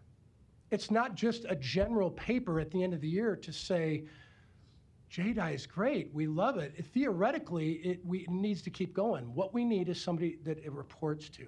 We need somebody to be able to distribute, in my opinion, to us what this is going to look like and what that value add is at the end of the day. So I'd like to continue a little bit more dialogue. I know there's a lot of people here that want to go through this agenda quick, but I think it's worth discussion. So anyway, thank you, Mr. Chair. Yep. Mr. Rogers, did you want to respond to that question? Use up his time and answer since because I might have. Go ahead. Yeah, to answer his question, yeah. Okay. It will technically report to probation because that's where it has, but the understanding in the contract was it works with us. The accountability is in the JDI chairs and the collaborative. Now, I agree with your point of accountability, but the accountability has also been with the board too. And to your point, and even the point that have been made about the case processing piece, again, a prerequisite for this even coming forward was that the JDI coordinator would focus on the case processing piece. That will come here, and I think half the accountability piece is technically under probation, but the accountability is to the chairs and the collaborative. Thank you, Commissioner. We will go to Commissioner Kavanaugh. In order to help the public understand what we're actually talking about, I wanted to see if Ms. Havakati could give us just a couple of preliminary definitions. I will bet that 90+% of Douglas County residents have no idea what JDI means. Could you tell us what JDI means? Kim Havakati, Deputy County Administrator. JDI originally stood for Juvenile Detention Alternative Initiative. And it helps defer kids from being in correction, in the youth center. Indirectly, it is a system improvement where you're looking at the key system points to determine what the holdup is. Okay. They don't actually provide any programs or services for the youth. Okay. Commissioner Kavanaugh, can you speak closer to the Oh, microphone? sorry. The $105,920 requested here in item E is for the salary and benefits for the JDI coordinator, is that correct? That's correct, and that position is a state probation position, not a county position. And we split that cost with the state? No. We pay that cost entirely ourselves? This current contract with them, we split 50-50, Commissioner, as to the salary. Commissioner Friend is correct. Probation decided they would not be willing to fund 50%, and they're now looking for the county to fund 100% of it. Okay, and that funding would be, it says general and grant funded. 50-50 between general funds and 50% between the Sherwood Fund money. Okay, the grant monies that we talked about earlier? Not the community-based grant funds. Those cannot be used. Okay, what grant funding are we talking about here? It would be the private funding that the county has through Sherwood. Okay, so 50% Douglas County general funds, 50% Sherwood funding Correct. going forward. For at least the next year. For the next year, we're talking about a 50% liability for Douglas County taxpayers. Correct. $50,000. Okay. Is the JDI coordinator here today? Not that I see. Okay. I think that provides a little bit of clarity. This is a program that's been going on for some time, as I understand. Is that right? Correct. For many years, the community-based grant funds could pay for this position, Commissioner, but as of July 1st, 2023, the Nebraska Crime Commission did not allow that any further. So that's why it changed a year ago. So based on that information, I guess your recommendation would be to proceed on this today. I think that's a commissioner's decision. I think that the chairman has made some cogent arguments here regarding what we should do today. I'm inclined to follow his suggestion. Thank you. Thank you, Commissioner. We'll jump to Commissioner Borgeson. Thank you, Mr. Chair. And the point that was made that probation isn't paying for any of this anymore, but yet this position is accountable to them is a little bit frustrating to me. And this discussion, in my opinion, should have taken place in a committee meeting way before now, especially if we are supposedly changing the position. But I look at the time that and percentages of things that the person will be doing, and there isn't anything in there about case management. And just as the chair said, he didn't like people working in silos. That's what I feel like this has taken place. And again, I have been totally supportive of this effort from the very, very beginning. And I just think it would be a good idea to have a discussion to see about potential changes that I think need to be made. And Commissioner Friend, I don't know what email you're referring to from Chair Garcia, but I didn't get that. So if it was about this issue, that might have helped some with this discussion today. But again, the layover is nothing more than to have a better discussion on the JDAI and where we want to go from here. I understand the July 1 deadline, and I'm sorry about that. And it sounds like there's not going to be the votes to lay it over. But if there's not the votes to lay it over, then I hope that the message is taken that we need to have full discussion at a committee meeting about how we move forward with JDAI, with case processing. I personally believe this person actually needs to be under the judges.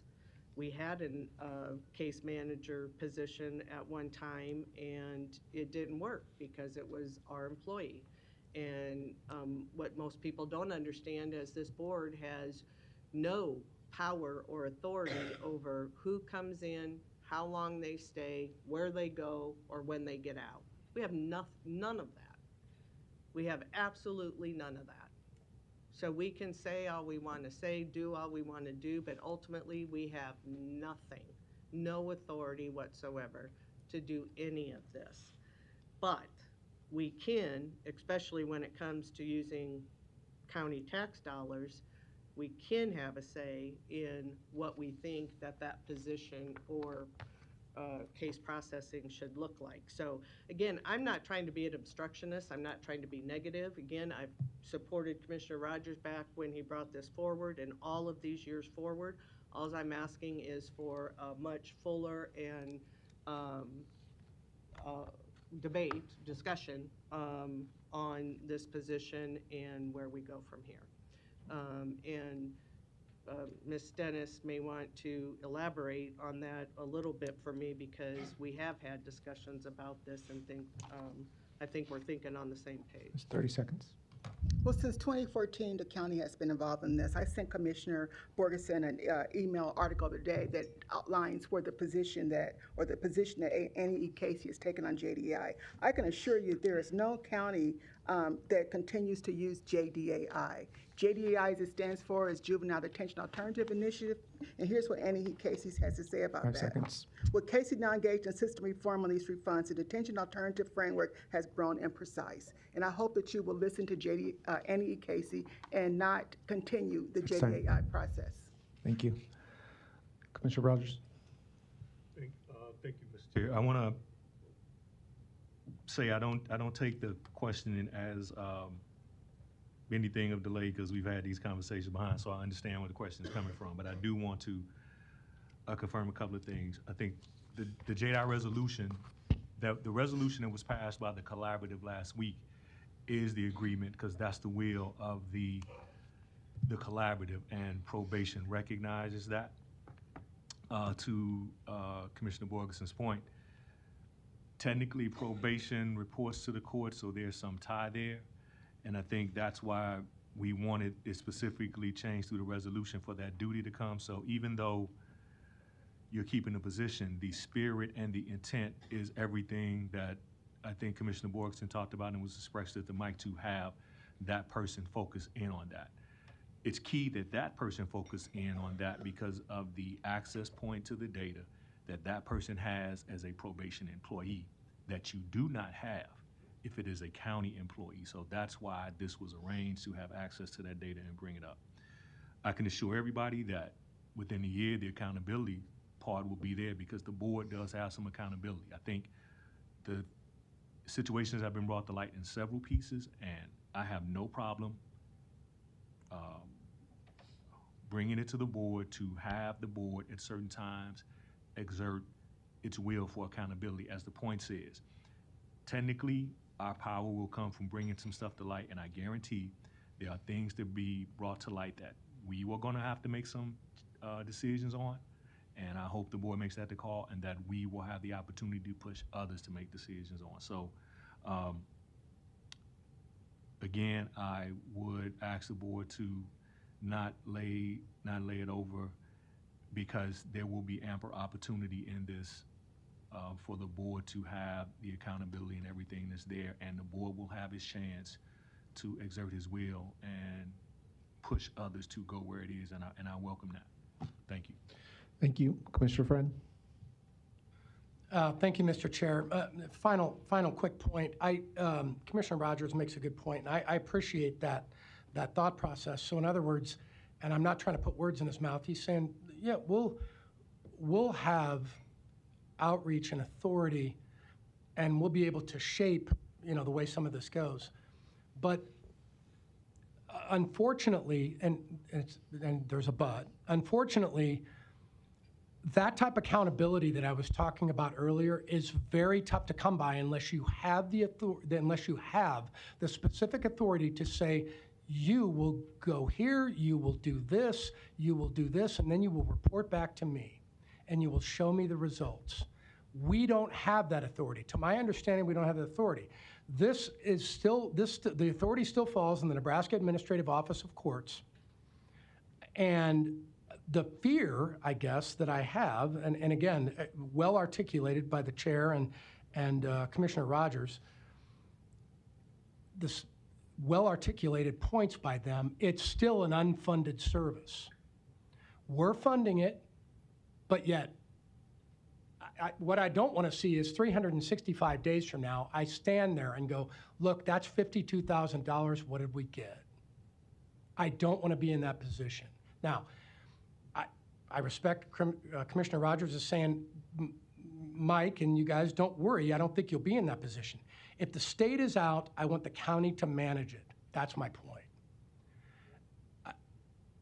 Period. End of story. They can have input, but if our coordinator is reporting to anybody, it's reporting to these 7, she's herding 7 cats up here, or she's going right to our county administrator and saying, here's what I did this week, here's what I did next week, here's what I did the week after, here's what I did. I'm not sure that I have that assurance right now. So I don't know where this vote's going, but I appreciate the dialogue, and I know there's a lot to do. Mr. Chair, thanks for the time. Thank you, Commissioner Friend. On my end, second round, I think within the next 12 months, we can not only see where we need to provide more emphasis in regards to whether it be case processing or placements, et cetera, but also what the structure of all this should be moving forward in future years. So I think this buys us a little bit of time within the next 12 months to figure that out for the future. So that's it on my end. Commissioner Kavanaugh? Thank you. And I think I support the chairman's view on this to go ahead. In light of the fact that the juvenile detention alternative program is intended to try to divert kids from being behind bars in our youth center. Really important in light of the fact that we have a brand new kids jail across the street sitting empty for going on a year now that we paid tens of millions of dollars for because it's too small. It's too small for the average daily population of 80 to 90 kids by about half. And we knew this going in, it was stated repeatedly, and programs like JDI were supposed to bring our population down. So not having these programs in place is counterproductive from us because we're paying for a building across the street, which is empty. You're all paying for it if you've got property in Douglas County. It's tens of millions of dollar fiasco. And JDI, for everything that you've heard today, is intended to divert kids from being put behind bars. So I don't know why we would hold up on this and the other programs that we talked about here today, because it's vastly overdue. And it's problematic to me to hear people who supported the kids' jail as inadequate as it was, and they knew it at the time, and yet having problems with going ahead with something like JDI, which is supposed to address that exact problem. So let's proceed and get this done. Thank you. Thank you. Commissioner Rogers? 2-minute round, third round. Let me say that, you know, JDI is all about process. And JDI, the process that we're in took us from the day when the board concept this, when the average was 220 kids, to where it is today. Now, the number today is used for reasons, but the number today is not fair, because you have to look at it in context, because before this weekend, it was at, number is 77. And we need to analyze that to know where it is. Now, to, you know, take it out of context and bring the derogatory language of what the facility is across the street, to Commissioner Friend's point, I think we will have the accountability, because the collaborative will give you the accountability, and there's members here on that collaborative, and that coordinator will get his directive from there, and I can assure you as a voice there that that's where it is, and the collaborative has put its wheel down in formal resolution to get there. So again, back to the point of accountability and where this will go. I can't assure you enough, there will be ample opportunity, and the path will show very clear about what the process is, what the issue is, and what the path is. And definitely based on the statements today about the new facility, there will be an adequate point to where action will show a clear path, and I just ask then that the board have the courage to make the call and bring awareness to what that issue is. Thank you. Thank you. Again, this is on the motion to delay, technically. Nicole? Hi, Nicole Claire, down the road, Bellevue. I just want to jump in again, talking about accountability and the meeting that occurred Saturday, which is asking for, or talking about spending more money on these programs that have had money spent on them in this last year. There's no report of what those programs did so far that I can tell in the recording that a citizen made of the meeting, Amber Wood. I can't see anything about what these programs are doing. And I think that's really important for all of you to know. And for, I believe, also the stakeholders, which were not mentioned in Saturday's meeting as far as I've watched, are the people and the family and the kids. They're the biggest stakeholders in this. Thank you. Other comments on the motion to delay? If not, we'll take it back. The motion again is to delay item E. Please vote.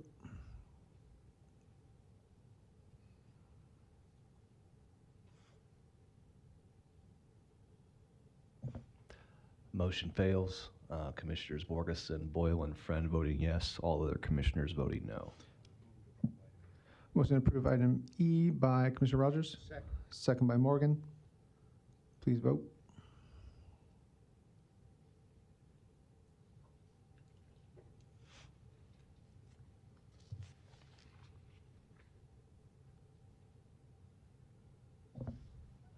Motion passes. Commissioners Borgeson and Friend abstaining. Commissioner Boyle voting no. All other commissioners voting yes. Thank you. Thank you. We will now go to our recognitions and proclamations, of which we have 3. If some have been waiting for these, thank you for your patience. We'll knock them out one at a time, because I think we do have 2 of these with present individuals, one of which does not, I don't believe. So item A under 3 is the recognition of Ronald Cullen, who worked for the Douglas County Sheriff's Office for 29 years. I don't believe he is here today, but we do thank him for his service of 29 years to Douglas County and the citizens. Do I have a motion and a second? Second. Motion by Rogers, second by Morgan. Please vote.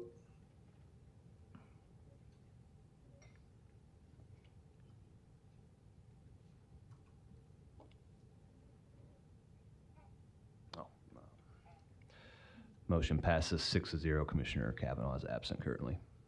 Thank you. The next one we have, item B, under 3, is Elizabeth Hazuka. Hopefully I pronounced that correctly. Worked for the Douglas County Attorney's Office for 23 years, and we have Douglas County Attorney Klein to say some remarks. Brenda's here too, my chief deputy. Don Klein, Douglas County Attorney, Chief Deputy Brenda Beadle. Liz is here, and her family have been patiently waiting. If you want to come up, Liz, why don't you come on up here?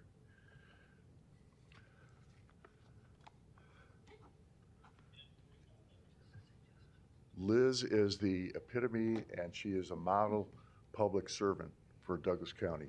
She is what everyone, in the example she said, of what everybody, as far as employees in Douglas County, should aspire to. She has worked tirelessly, dependably, and very, very worthily in Douglas County Attorney's Office. She's been a trial assistant for those years and years. She's handled and worked on very high-profile cases for both Brenda and myself. She also assisted on all the work before the grand juries when somebody dies in custody or while they're attempting to be apprehended, and did a tremendous job. So I'm very happy for Liz to reach her retirement, but she's going to be sorely missed in our office. And just her smile, her work ethic, the fact that she would always be so dependable and fill in for anybody else that needed something done. So congratulations, Liz, and I would just ask the board to recognize her in that regard. All right. Do you want to say anything? I just want to say I've really enjoyed working here for 23 years, and I've had many opportunities, and I want to thank you both for it. And is that your family over there? Yes, Why don't yes. Tell us who don't you have to stand up? Okay, my husband Luke, my son Luke, and his wife Brittany, and my son Steve, and his wife Kristen, and my daughter Annie, and my granddaughter Tegan.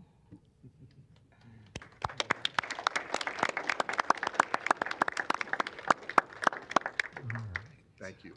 Thank you. Thank you so much. Do I have a motion, a second to approve? Motion by Borgeson, second by Rogers, and Commissioner Friend? Thank you, Mr. Chair. Don, are you going to buy lunch for all of them today? We're having a little party. That's not in your budget.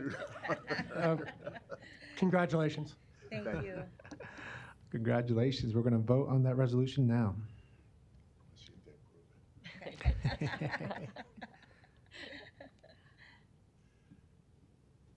Motion passes 7-0. All right, congrats again. They voted that you can't retire. Oh, okay. Staff, do we have anybody here for a quick photo?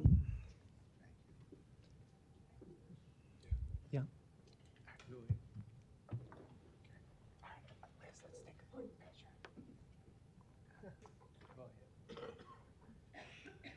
You want to be in photo? You all too. Sure.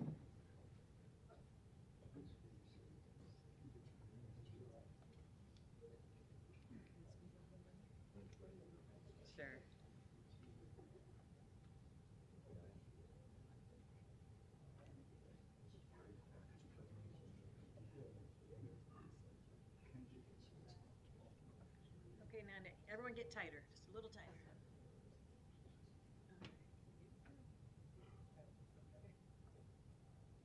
Got it, thank you.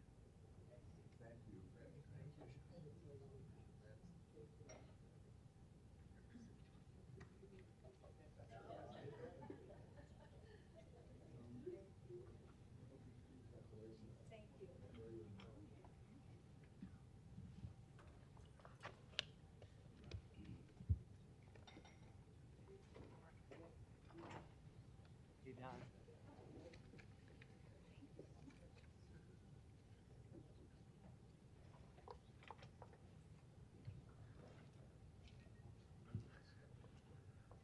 All right, we do have one more recognition, item C, the retirement of Robert Leslie, who worked for Douglas County Youth Center for 21 years. We have Mark LaFleur to kick off some remarks. Oh, and Rondi as well. It's Rondi Woodard from the Douglas County Youth Center. It is my pleasure to be able to stand up here to recognize Mr. Robert Leslie, who served 21 years at the Douglas County Youth Center, serving the youth in our facility, and also at the same time, he was also serving the community and all the kids in the community. He was doing dual roles while he worked at the youth center. He also coaches several youth sports through the high school, and he's been doing this the whole 21 years, plus while he was working at the facility. He's built strong relationships with the kids in the facility. It was very obvious on his last day to see how they embraced him and were sad to see him go when he walked throughout the facility. You know, all the kids waving at him through the window. You could tell there was just true love going on at the building. So it's a pleasure to be up here. I'm gonna let him speak to the group. If you would like to speak, you have anything you'd like to say? Thanks for having me up here today. I have developed a lot of relationship with the kids. Part of my wish was I wish I could see a lot of them that's in prison just to see how they doing. But thanks for having me up here. Thanks for allowing me to work the 21 years. And I'm enjoying my time. I enjoy my time at the youth center.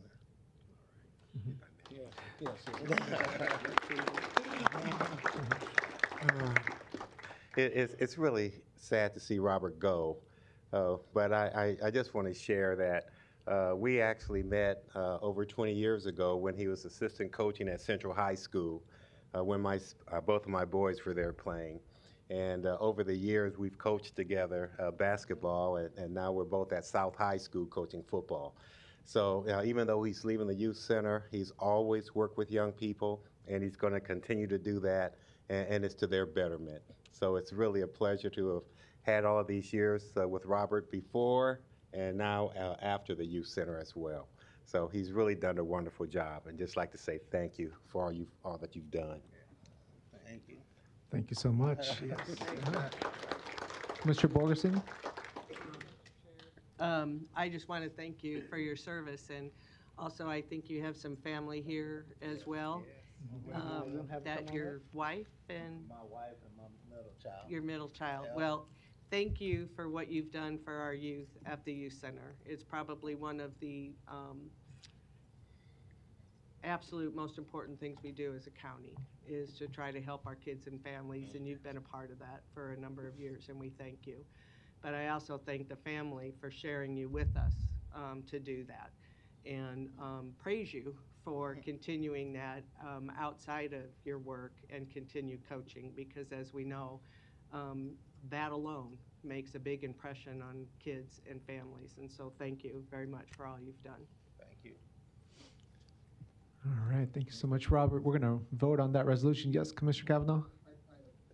We'll vote, but I was going to say we should get a photo as well. Oh, of course, definitely. We'll do the vote first, make it official, and then we'll take the photo. Motion second, please. Motion by Rogers, second by Morgan.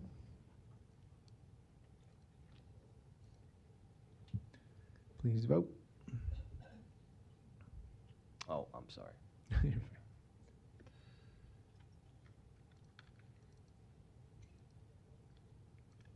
Okay, thank you.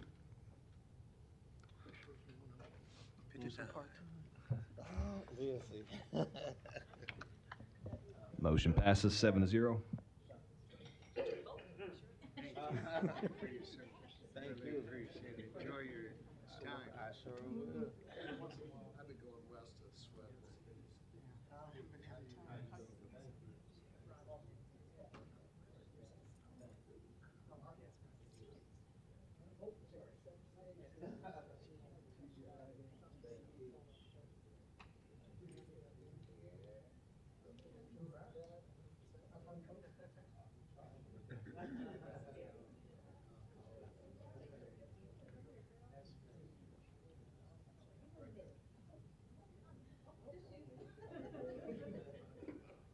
Okay, we're gonna do two different ones here, or do this one?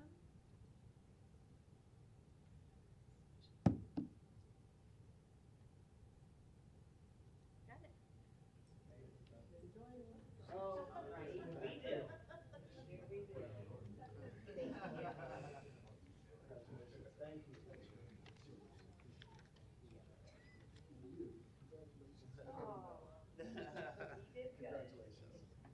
Hey, how you doing? I'll just stop out and see. Got it? Let me know when it's there. Oh, Gary, could you give this to Robert? That's his resolution.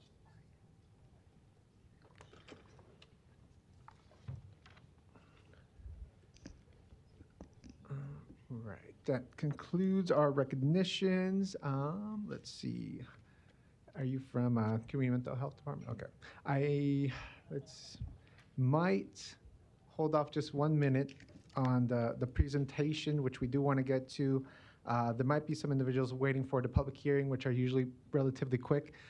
So just in case we do have individuals waiting for those, we're going to knock those out and then get to the presentation here. So we're going to go to item 4, public hearings. Item A, Class C license for Ovation Heartwood Preserve, 471 Maxwell Plaza, Omaha, Nebraska 68154, as stated on the agenda here for Stephanie Grade. I'm going to open the public hearing for this item. Is there any commentary on this item? If not, I will close the public hearing, and will the board, motion to approve by Borgeson, second by Rogers. Please vote.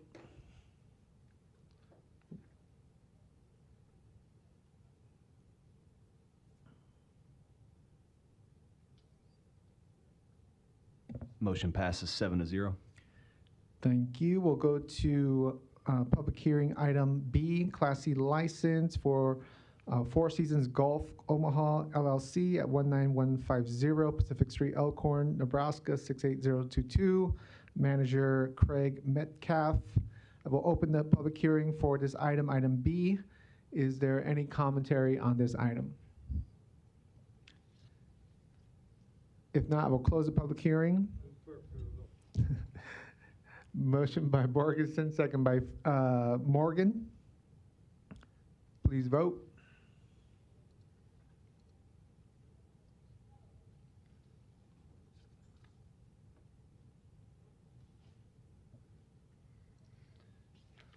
Motion passes 7-0. Thank you. Public hearing, item C, open public hearing for this date, Tuesday, June 25th, 2024, for the vacation of Curtis Avenue west of Riverside Drive within King Lake Addition, Douglas County, Douglas County to public comments. We'll now take public comments, I think is what the agenda is trying to say here. With that, I believe we have the county engineer. Todd Pitzer, Douglas County Engineer, 15505 West Maple. I'm not going to say much. We've been working on this for a while, but I am going to introduce Dan Kudlick, and he's going to give you some history about this and why we're going to ask for your support on this issue.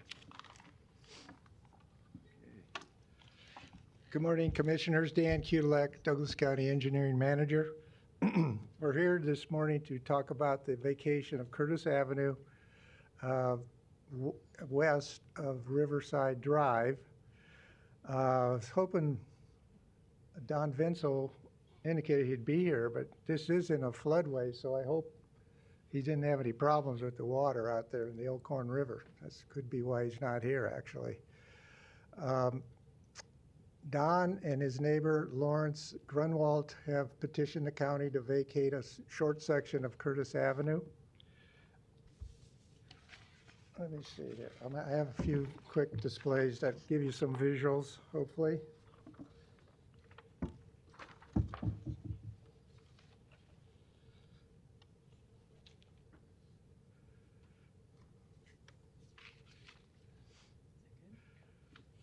Yeah, if you look closely, you can see the different coloration. The Elkhorn River's on the right. A little darker blue is to the left of the river. That's where this vacation is located. What that means is this is an area that FEMA will not allow any building to be approved in the floodway of this location. The lighter blue is a floodplain, and you can build in that in King Lake, but you have to build it up to a certain elevation. So no more houses will be built in this area.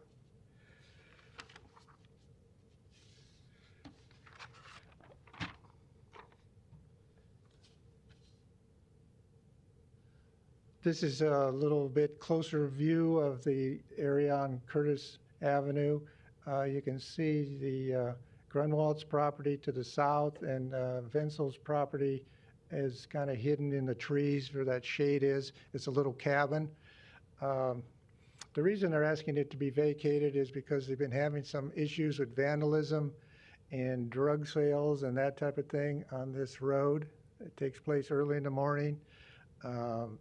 They can't catch them by the time they call the sheriff. They're gone, of course, and so they're hoping by vacating this road, it would allow them a little more security. We've studied this request, and we have no issues with vacating the road. The City of Omaha, this isn't the 3-mile limit, for your information, and they did study it also. Planning Board, Public Works, City Council voted out on it, and they do also recommend the vacating.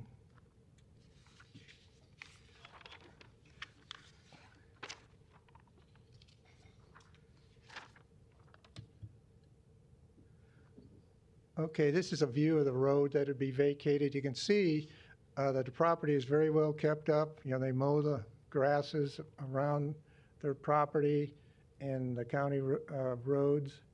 And one of these views is looking west. I think it's the top view. You're standing near the Elkhorn River looking west. You can see one of the homes on the left, and the other view is looking back towards the river, and you can see Mr. Vensel's little cabin on the left side of that road.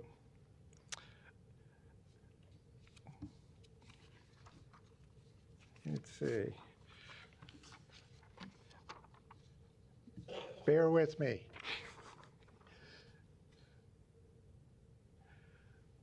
This is shows you an area view of the road right here. And if you look real close, you can see the property lines. That road crosses over Don Vensel's property, literally. It's on his couple of his lots. What we have discussed with Mr. Vensel is he would be willing to donate those 2 parcels to the county in lieu of paying the $840, which our certified appraiser valued the road to be. It would get road back onto public right-of-way. It would allow us to reconstruct the road so it fits into that curve area better and a little more safely. And it would be to the benefit of the public, really, to have the public road on public property.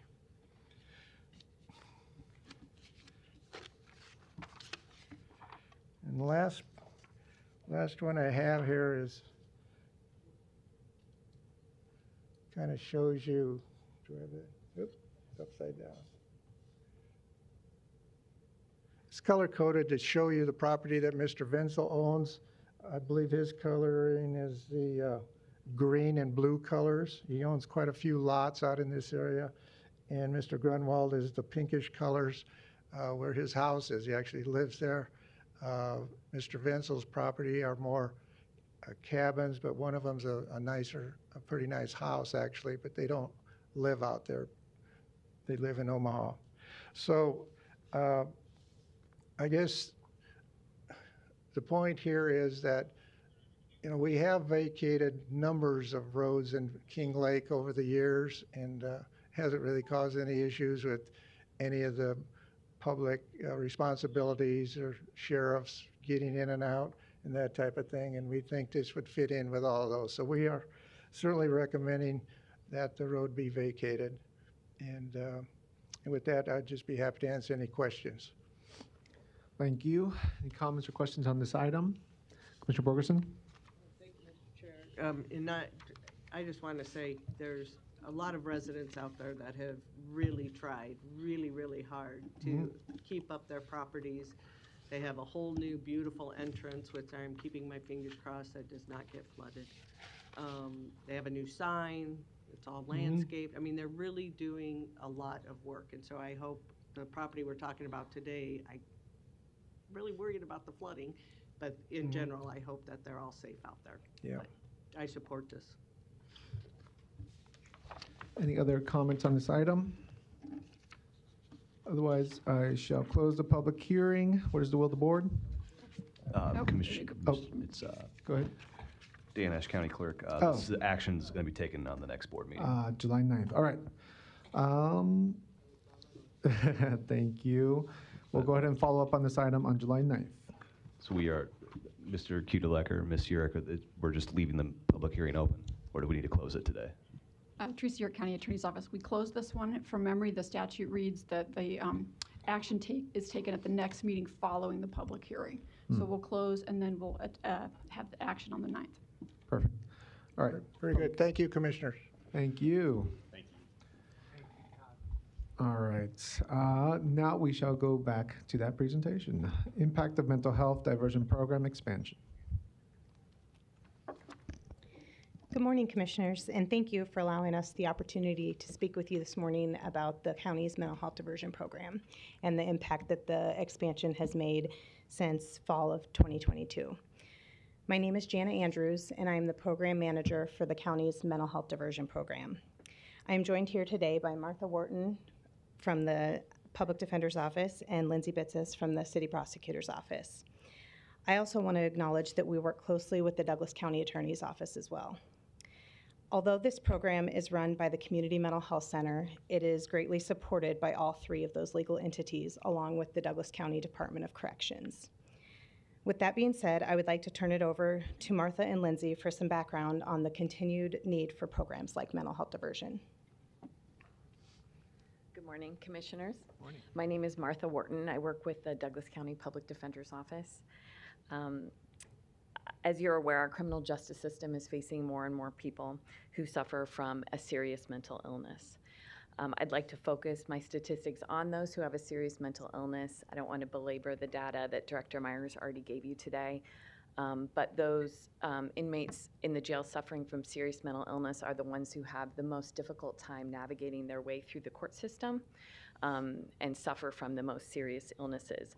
When I talk about a serious mental illness, we're talking about schizophrenia, schizoaffective, bipolar, delusional, major depressive, and psychotic disorders.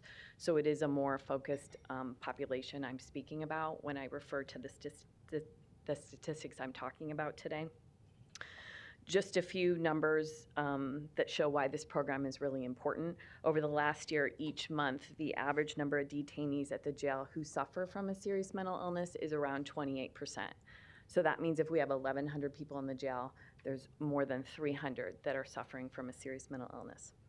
The average length of stay for someone with a serious mental illness is about 40 days, whereas for someone who does not suffer from a serious mental illness, it's just 23. So they're staying about 70% longer than someone who is not suffering from a serious mental illness.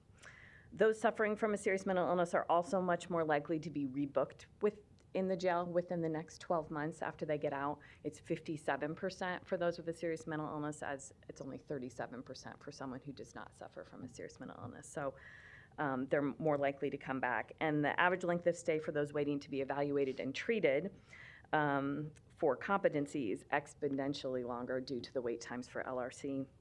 The average wait times have varied wildly over the last few years because of various factors, but it can be anywhere from 2 to 6 months where they're just sitting and waiting for treatment. So in short, basically what we're saying is people with a serious mental illness are more likely to go to the jail. They're going to stay longer in the jail once they're there, and they're more likely to go back into the jail within 12 months. And behind all of these statistics are human beings who are really suffering from a really serious illness. And although the jail has made a lot of strides in caring for people who are sick and have serious mental illness, it's still not a hospital, which is really just a more appropriate place for people to deal with such an illness. As defense attorneys, most of the inmates are represented by our office. So their public defenders are faced with great challenges when representing these clients. Due to their mental illness, they often refuse our visits, so we cannot discuss their case with them. Or if they participate in the visits, it's very hard to communicate with them about formulating a defense. So then the attorney is forced with making a decision on whether the client's well enough to proceed through the court system or whether they need evaluations and treatment for competency before they can go forward. This presents attorneys with very difficult decisions. Should we have the client evaluated for competency, which is likely to add many months of additional time, Or is the client well enough to understand and get through court in a more timely manner, and we can likely get them out. And although competency restoration does provide mental health treatment, it doesn't provide these clients with the skills they need, the support, the outside, the planning, the outside support that these clients need to get back into the community and actually survive and thrive and not come back to the jail. It just gets them well enough to come back to court and get through court. That's all competency restoration is designed to do. So mental health diversion is really a valued program by our office. The program offers clients a better means to address both their criminal case and their mental health needs. Especially for individuals charged with misdemeanors, the diversion program provides clients with a way to proceed with their criminal case while concurrently addressing the often underlying cause of the criminal conduct, as Commissioner Kavanaugh referred earlier. It's often the cause of the conduct is their mental health.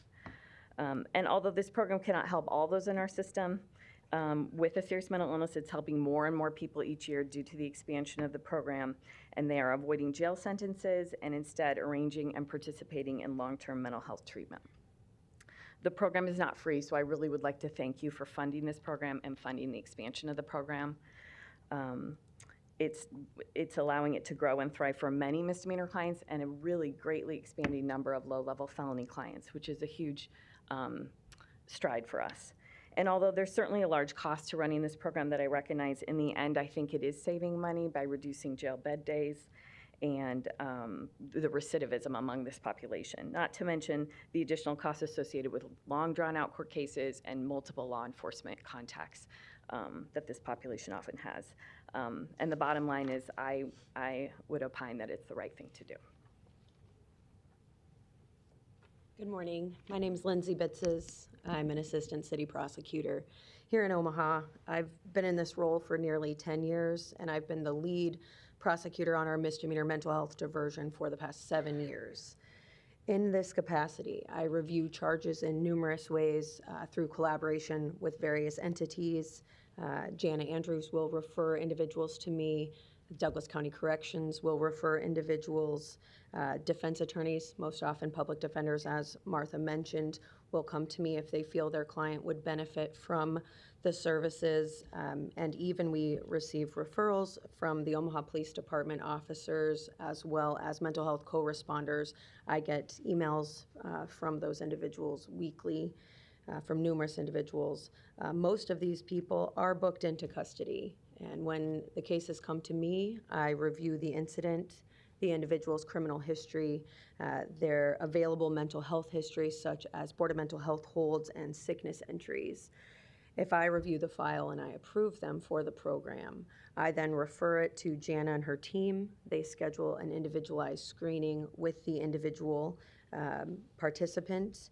And oftentimes I'm approving someone who either has not yet gone to court on their arraignment or someone who was booked into jail and again has not gone before a judge. When that occurs, I do notify Martha Wharton as well as the Public Defender's Office social worker, and they keep an eye out for the individual and notify me as soon as they know which attorney has been assigned to the case so that I can work closely with that defense attorney on what we can do to get the individuals moving as quickly as possible. If they're in custody, we're trying to get them screened as soon as possible. We're trying to get them out of custody and on to services and supports as quickly as we can.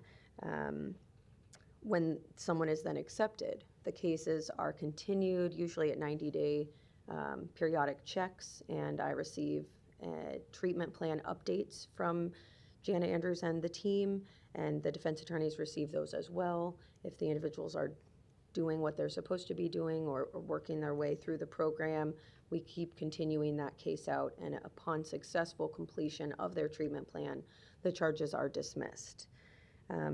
As Martha mentioned, there are a lot of individuals that could benefit from an intensive program such as this, and we can't help everyone, but it has been amazing the past few years with the increased capacity. I'm able to approve a lot more people for the program. And I'm often developing relationships with the family members. Parents and caregivers are often the victims of the crimes that I'm seeing. And during the pendency of the cases, I'm able to see firsthand how the program does help the individuals and their families, and eventually society.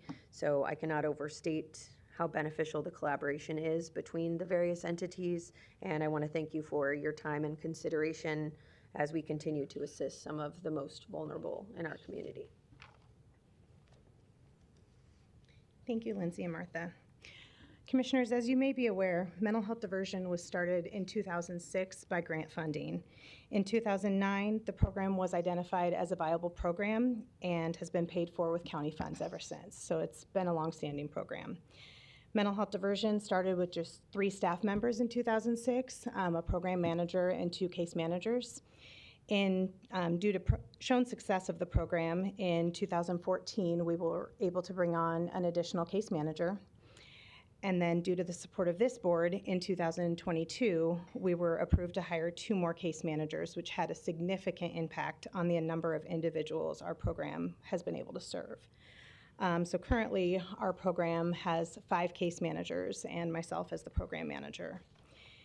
In 2022, mental health diversion accepted 65 individuals into the program. 20 of those individuals were accepted on felony charges and 44 of them on misdemeanors. We had 1 individual during that year that had both a felony and a misdemeanor charge while in our program. In 2023, mental health diversion accepted 105 individuals into the program. 32 of those were accepted on felony charges, 69 of those were on misdemeanors. And we had 4 that were on both a felony and a misdemeanor. That 61% increase in just 1 year was a direct result of the additional staff we were able to hire from the support of the Board of Commissioners, as well as the support from the County Attorney's Office, City Prosecutor's Office, and Public Defender's Office. The County Attorney, City Prosecutor, and Public Defender's Office are the main support or the main sources of referrals for our program. However, everyone that's booked into corrections is screened for mental health diversion. They're asked 3 questions related to their mental health history. Those who are found eligible for the program are provided a face-to-face assessment, and if appropriate, a recommendation will be made to either Lindsay with the City Prosecutor's Office or Tony Clow with the County Attorney's Office. We also work very closely with other programs in the jail, such as the reentry specialists and the reentry assistance program. They often see some individuals that may be in the jail that did not respond positively to the questions upon booking, and they will identify them as possibly being eligible for our program, and so they will call, and we will also make exceptions to go and screen them as well, along with WellPath, who is the mental health provider at the jail. Once an individual is approved for mental health diversion, they are provided an individualized treatment plan, along with an intensive case manager who provides the support and guidance for that individual to work through that plan. Mental health diversion, we focus on mental wellness, but also on social determinants. We spend time listening to the individual's needs and address those in their treatment plan. Some examples of those are housing, day structure, employment and finances, education, substance use, parenting issues, and transportation. We've found that when those are addressed in conjunction with mental wellness, the individuals have a higher quality of life satisfaction and are less likely to have continued involvement with the justice system. Our program is truly unique in that our individual case managers work alongside the individual and provide them with the support they need to be successful. You will often find that our case managers are not in their office, as their role is truly community-based. They are out in the community with the individuals in our program. They're taking them to mental health appointments. They're taking them to the pharmacy to pick up medications so they don't go without. They're assisting them in getting to day program. They're helping them complete housing applications so that they aren't to avoid homelessness. They're getting substance use evaluations and enrolling in the proper treatment. They're helping them apply for jobs and getting them connected to volunteer work.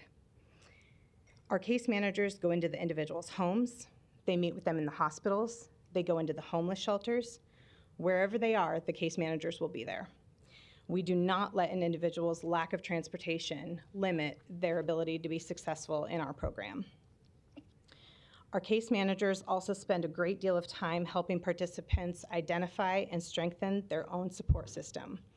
Whether that be family, friends, or other agency supports, we incorporate those supports as much as possible so that the participant knows that they have ongoing resources and supports once mental health diversion is completed. To date, mental health diversion has served a total of 870 individuals. 70% of those individuals have completed our program successfully. That 70% successful completion rate means that roughly 563 of those individuals worked through mental health diversion program were able to avoid long jail stays and recidivism. They had access to appropriate mental health care. They had access to other community resources, and they reduced the overall county costs related to jail bed days, court costs, and ongoing contacts with law enforcement. One mental health diversion program participant was quoted, "My case manager has been an outstanding mental health support and has guided me on how to get my needs met. I would recommend this program to others that have mental health and legal issues." So with that being said, I would just like to thank the commissioners for your ongoing support of our program so that we can serve these individuals in our community. Thank you. Thank you so much. Appreciate it. I will jump to questions, starting with Commissioner Borgeson, then Rogers. Thank you, Mr. Chair. And first of all, I can honestly say I'm honored to support this program from day one to today. It has been really a true program decriminalizing mental health. And you all have been the heroes and champions for those individuals, and I can't thank you enough. And I can't see Martha, but Martha and I have worked for many years on this, and she really, truly, you are, Martha, you have so much compassion for the individuals when it comes towards the legal system that I can't thank you enough for trying whatever we have to get them out of the judicial system. And so just thank you very much. When you did talk about competency restoration, I know that there was at one time talk of potentially bringing that process into our facility so that we didn't have to wait for them to go to the regional center. And I know the state wasn't, well, they were, but weren't completely on board. But that kind of just died in conversation. Is there something that we can do to try to get that moved quicker? Well, Mike is still here. The state has proposed bringing in some. The state has proposed bringing in some. I believe it's therapists, mental health therapists into the jail to develop better longer-term relationships with the clients to see if they can work with them on taking the medications in the jail before they even go to LRC. And the hopes of that is that they will get medicated and get better and avoid having to even take the stay at LRC, and they can proceed with their cases more quickly. I know they're doing that in Sarpy County, and it had been proposed that they do that here. That is not competency restoration. That is just some assistance with getting them to take their medications. And in order really to avoid the competency restoration, I'm not aware of any ongoing talks to bring restoration into the jail at this point. I think that would probably be more likely when there's the new facility, but I'm not aware of any plan for that. And you know, there's two sides to that. It can be beneficial, but it's also a slippery slope to turning jails into hospitals, and also it's the state's responsibility to do that, and so we would be taking on a lot of extra responsibility. So. Yeah. Okay. Well, thank you for that. And the other, this may be for Jana more than you, but when they do talk about, and we talked about this a little bit at Board of Trustees meeting in terms of long-term injectables, the individuals that we're talking about could potentially be candidates for those, or are we already using those with these individuals that we are putting on the mental health diversion program?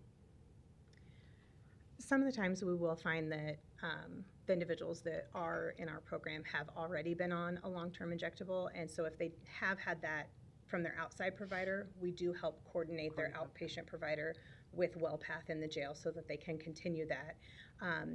One thing a positive thing with mental health diversion is once they are approved for mental health diversion, they do get released to participate in our program. So they avoid those long stays in jail. So they're able to get out, hopefully before they need their next dose of the long-acting injectable. Well, again, I can't thank you enough, and you have my full support because this, again, truly is decriminalizing mental health, and I appreciate all the work you've done on it. Thank you. Thank you. Commissioner Rogers? Thank you, Mr. Chair. So I wonder, your social determinants of health data that you're tracking, how long of a trend line do you have? So we work with individuals that have the misdemeanor charges for about 6 to 9 months, and the individuals that have felony charges 12 to 18 months. Those social determinants that we discuss with them at intake, we put those on their treatment plans. So we are addressing those from day one. So I'm assuming we haven't been keeping them since 2009. We've been keeping them since the beginning of the Oh, program. really? Mhm. That's what I'm asking. Can you put thought? I'll be curious to see how that's developed over the 10+ years. Sure, I can email you and we can Okay. discuss kind of what exactly you're looking for. Okay, let me see if I ask this right. So the 28% Martha that you stated, roughly 300 people. You say you served 105 with Just last year, Just we last served year. 105 individuals. 5 caseworkers, 20 person per caseload. Is the gap between the 300 and the 105 a result of lack of caseworkers, or is the gap between the assessment and the severity of what the person has that can come in? Yeah, not everyone's going to qualify for this program based Okay. upon their charges. When I talk about that 310 people have a serious mental illness, a lot of them will be charged with felonies. Okay. They're not going to be considered for this program. Either or even misdemeanors where they won't be considered for this program. And some of them reject the program and don't want to participate as well. So right now, you're not at a point where lack of capacity in the casework is preventing somebody? No, we do have capacity. Okay. Thanks, appreciate it. Thank you. Any other comments on this item? If not, thank you very much for the presentation Thank you. today. Thank you. Appreciate it. Thank you. We'll go into our committee discussion and action items. First, we have item 5A1, budget report as presented. From there, we'll go to Administrative Services Committee, of which we have 3 items. Please note that items 1 and 3 are related, so I'm actually going to tackle those first, and then we'll get to item 2 right after. So with that, there are 2 resolutions that we can vote on. Commissioner Rogers, do you want to make a quick note about them? Thank you, Mr. Chair. I want to, let me say from the start, thank a couple of people for the start, so I won't forget at the end. I want to thank Diane Wallace, and who does the county's IT work. I want to thank Greg Anderson, Derek Cruz, Kelly Gray, and DOTComm. I want to thank Karen Bush here, and I want to thank Teresa York out of the county attorney's office. Also, Diane Carlson here and Marcos for their help in bringing this forward. So really quick, for the last year, I've had the honor of sitting on a appointed National Association of Counties Exploratory Committee about artificial intelligence. And they've paid for us to go and get an idea of where this is going, the power of it. We touched down in a couple of places. One, San Diego County, to get an idea of what's going there academically and what's being studied. And then we went to Silicon Valley for about 3 days and visited DocuSign, Salesforce, Google, Microsoft, to get an idea where this is going. And then visited a county where they're really moving in regards to AI. We started probably about 4 months ago with the conversations with the people that I mentioned here at the beginning. Because of some of the work that was going on, it came to my attention that Karen Bush and HR were working through using AI to help screen through applications, other things of that sort. If you all that didn't know it, GIS had a very interesting program that they did with the city of Omaha, where they used AI to make all the spots in the city that weren't handicap accessible compliant. And AI helped speed that up tremendously. Also in some conversations with Teresa, she asked some concerns about how things are floating around and how we would handle this ethically. And then the conversation also goes to what the power of AI is and how that might pan out discriminatorily on some things and some of the issues that are there with it. So what I'm proposing today and bringing forth is, one, a charter resolution to define what the charter is, and then later have the chair come back and appoint some people to this charter, to this charter committee for Douglas County, but also a resolution to come into an agreement with a place called Simply Augmented. There's a gentleman named Boaz Ashkenazi. Mary Ann's met him. Boaz was an original employee at Microsoft Facebook, when they started working with AI. He has now went on his own, and he's worked with several counties in California. And I say California particularly because California is one of the few states that has passed state law in how to govern this. So he's had some experience working with it. The cost of his contract is $22,000. We're paying for it out of contracts and fees. It's $22,000. And then there's money built in there for 2 trips if we need it. The initial conversation that we've had have been by Zoom, but it may be a need to come here, and he's scheduled to come here in some time here soon, so we might be able to knock this out if he's passing without tapping that money. What I'm asking for is for his support of his services for a year with that appointed committee. It would be able to help the county really dig into how do we employ this and be prepared for it ahead of time. How do we get a grip on what we have already? Because from my knowledge, there are a lot of people, and I'm one of them, that have an account to ChatGPT. I've used it to write several letters, other things of that sort, and been playing with it since this account, and there are a lot of people around here that have it. So I know Karen Bush probably wants to use it more. I know Teresa has some ethical concerns probably about how it's getting done, and I think this will help us get in a position to train the county on how it is and not have us be scared of using it, and I think put us in a position, because the state's not really proactive in it, and I think we can be in a lead to help guide other counties throughout the state through it. Thank you, Mr. Chair. Thank you. With that, we'll go ahead and take item 1 first, a resolution for the charter. Questions or comments on that? Motion by Borgeson, second by Rogers. Questions or comments? Otherwise, we'll vote. Oh, Commissioner Cavanaugh. And thanks for this. It's very topical. AI, by overwhelming scientific opinion expressed so far, is a clear and present danger to our society, to our civilization, and certainly warrants close observation. So the idea that we're setting up this committee to do that, among other things, I think is an important thing, and I'd be very interested in participating in the committee's things. I've had a lot of contact with AI experts, both locally and nationally, people working on it, people warning against it. As I indicated, a lot of major scientific authorities warn that the onset of AI is as much, if not more, a danger as an opportunity. In any event, it's here, and we must deal with it. And so I think this is a positive step forward. I look forward to participating actively in this. I notice that the charter has a duration mentioned but not specified, although it shall be renewed annually, and that might be the best duration, is just make it an annual thing and comes back to us each year. But I think this is a huge, huge issue for all of us, and it's high time that we get on board with this. I commend Commissioner Rogers for bringing this to us, and I look forward to participating in it on behalf of Douglas County. Thank you. Thank you, Commissioner. Anybody else?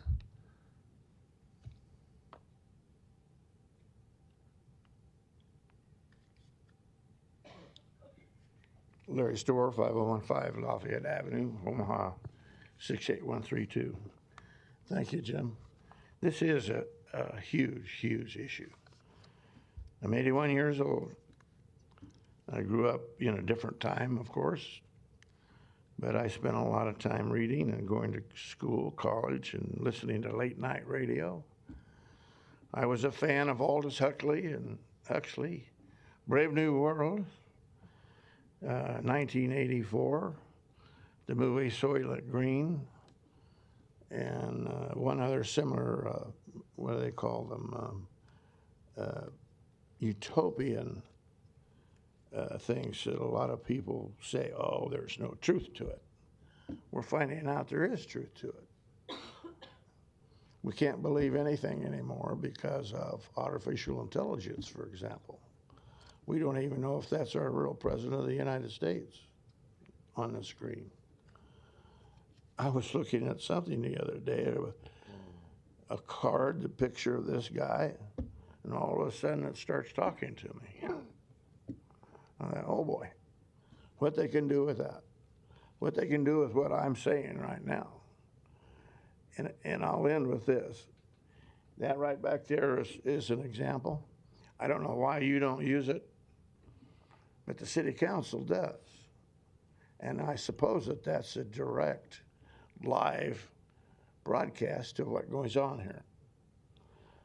But has anybody noticed that there's a 20-second delay in the afternoon on that screen between me and what's on that screen?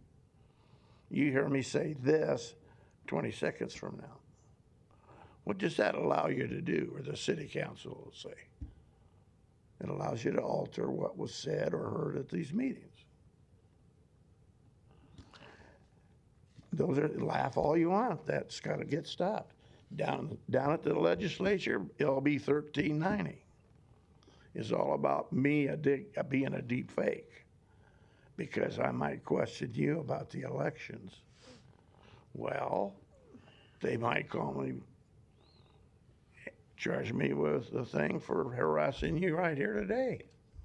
That's how far this country has gone. This is cultural Marxism. Let's bring it back to the charter. This experimentation with AI has got to be fought. Thank you, sir.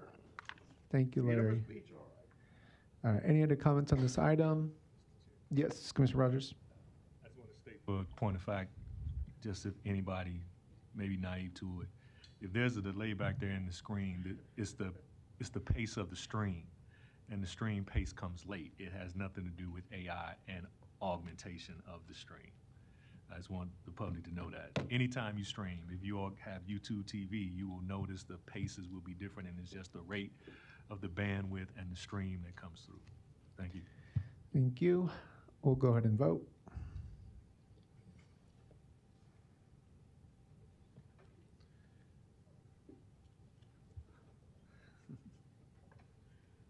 Motion passes 7-0. Thank you. As mentioned, item 3 is related. It is the contract for the individual mentioned by Commissioner Rogers to help this committee. We'll go ahead and take up that item. Do I have a motion and second? Motion by Borgeson, second by Rogers. Any comment on item 3?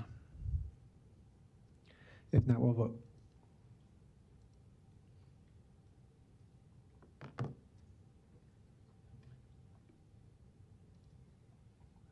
Motion passes 7-0. Thank you. Back to Administrative Services, B2, resolution expressing the county's board intent for the county to participate with Nebraska Elite Volleyball and other details as presented on the final agenda here. This is a follow-up to a presentation that occurred 2 weeks ago. With that being said, go ahead and start us off. Great. Thank you, Burke Harb, 6457 Francis Street, Suite 100, Omaha, Nebraska. Here on behalf of and representing Elite Volleyball. Sorry? Oh, I got to talk into it more? Wow. Careful what you wish for. Here to talk about LB 1197, any questions you might have with it. And since we met last, I have met with I think most of the commissioners, or had exchanges with most of the commissioners. In addition, I had an additional hearing with Ms. Urick, Deputy County Attorney for the civil side, and in addition, Dana Livingston as well, to talk about some of the issues, the questions and concerns. And I'm willing to address those. Last time when we were here, to my right is Mr. Curl, Tony. He was not able to be here because he was at a volleyball tournament in Orlando. So if I could, he'd like to just talk a little bit about the program itself so you guys have a better idea about that. Good morning, Anthony Caro, 21015 Cumberland Drive, Elkhorn. First of all, I just want to say thank you for the opportunity to discuss the agenda item, the resolution for the partnership with Douglas County and Nebraska Elite Volleyball. Nebraska Elite Volleyball is a 501c3 based in Douglas County. We've been operating here for over 20 years now. We've been a tremendous partner for Douglas County over the years and the city of Omaha. Our economic impact just from one of our events, because we track that one specifically, the A6 President's Day Classic, since its inception has reached over $200 million for the city of Omaha. We've also been instrumental in helping open up the new beach courts. Hopefully they're still safe, not underwater. We had a tournament actually supposed to be there today, so we had to move it. But we have 10 events going on at the beach courts this summer, bringing teams from as far away as Texas to come play at our beach facility here in Omaha. So we need your help to grow the sport and continue to grow youth sports in not only volleyball, but in basketball and also pickleball. The new sports facility has a projected year 0 and 1 economic impact to Douglas County of $172.4 million. Those numbers are coming from the initial construction phase, and that data is from Visit Omaha and the Chamber of Commerce. So quite a bit of an impact for the city and the county from the construction process, and then we'll get into the occupancy and the rate that it looks like somewhere around $50 to $60 million a year in economic impact from the new facility. With elevated construction costs and land values climbing, we need your help to continue to add space for youth sports in Douglas County. I'd like to close with a letter from John Cook. I think you all know who he is. He's kind of a pretty good volleyball coach here in Nebraska. He's the head coach at the University of Nebraska. Nebraska is the volleyball state. This year was a record year. He's speaking in terms of the last 12 months. This year was a record year for volleyball across the state, beginning with 92,003 spectators showing up at Memorial Stadium for Volleyball Day in Nebraska, to the largest regular season crowd at a Division II match in Kearney, to having the #1 team in the rankings at some point during the season in NCAA Division I, Division II, and NAIA, to having the three Division I programs in Nebraska in the NCAA tournament, to having 2 of the 3 Division I programs in Nebraska in the Division II NCAA tournament, and over 60 former Nebraska high school and club players playing in postseason college events around the country this last season. Per John, Nebraska is behind in building sports complexes inventory for children to play. The updated legislation with amendment improves our chances of reaching more children and families that want to participate. Help us provide for more opportunities for Nebraskans that want to play youth sports. This is a quality of life issue for young Nebraska families. If we're trying to keep the best and brightest in Nebraska, this will make the difference to those families and young athletes. Sincerely, John Cook. Thank you for your time, and we would certainly appreciate your votes for the resolution. Thank you. We'll go ahead and discuss the item. Oh, sure. Motion by Borgeson, second by Rogers. We'll start with Commissioner Friend, then Rogers. Thank you, Mr. Chair. So thanks for the presentation, and thanks for what you guys are doing. It is pretty exciting stuff. One of the things, Mr. Caro, one of the things that I brought up to Mr. Haar the last time we got a chance to visit about this when the presentation was out there is the infrastructure stuff out at 180th and Maple.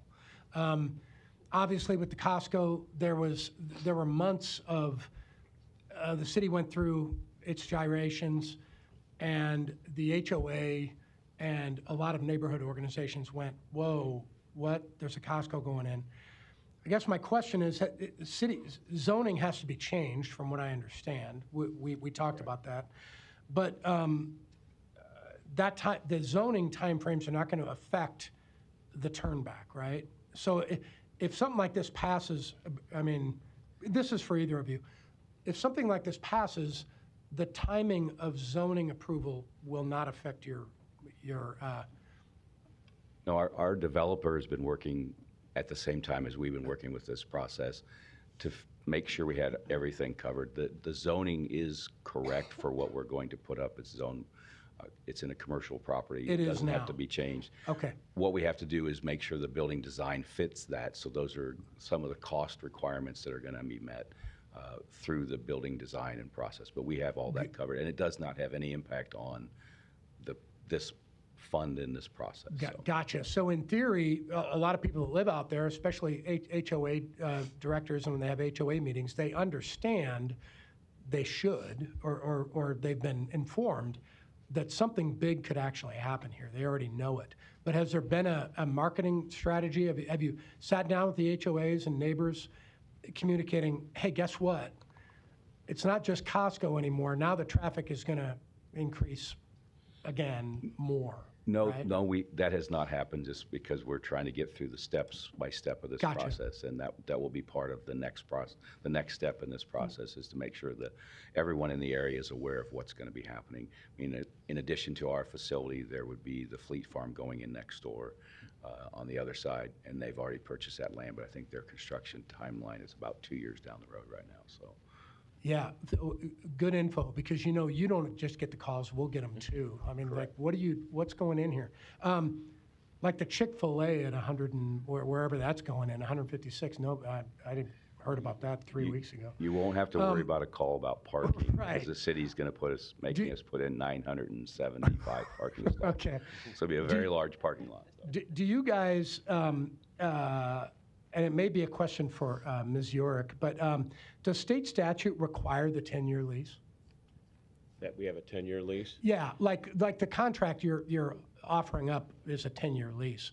Does statute require the 10-year lease? What if it was 5? Do you still get the value? And the reason I ask that question, Burke, is not only would provide potential assistance, but it would also, I guess my point is 10 years really even needed? You guys are going to be, going full bore at the end of 4.5 years, right?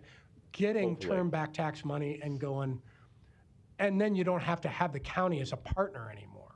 Correct. Which, by the way, dealing with bureaucracy and counties is fun, right? Just a thought. So the reason we do it is and this statute is brand new, and the intent was 10 years. However, when you read the statute, I think you could probably even do a 20-year lease on here now after reading the statute as it's drafted. Okay, I'm done, but. Okay. We can circle back to that question if it comes up again. Let me go to Commissioner Rogers.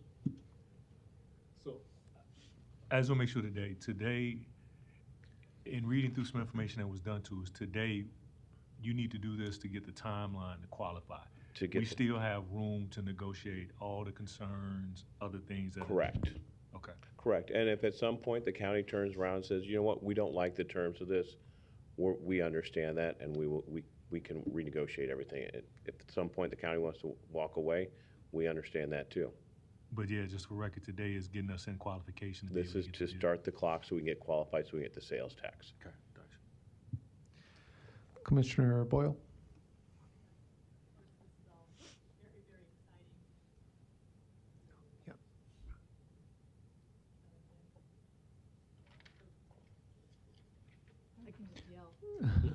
One second.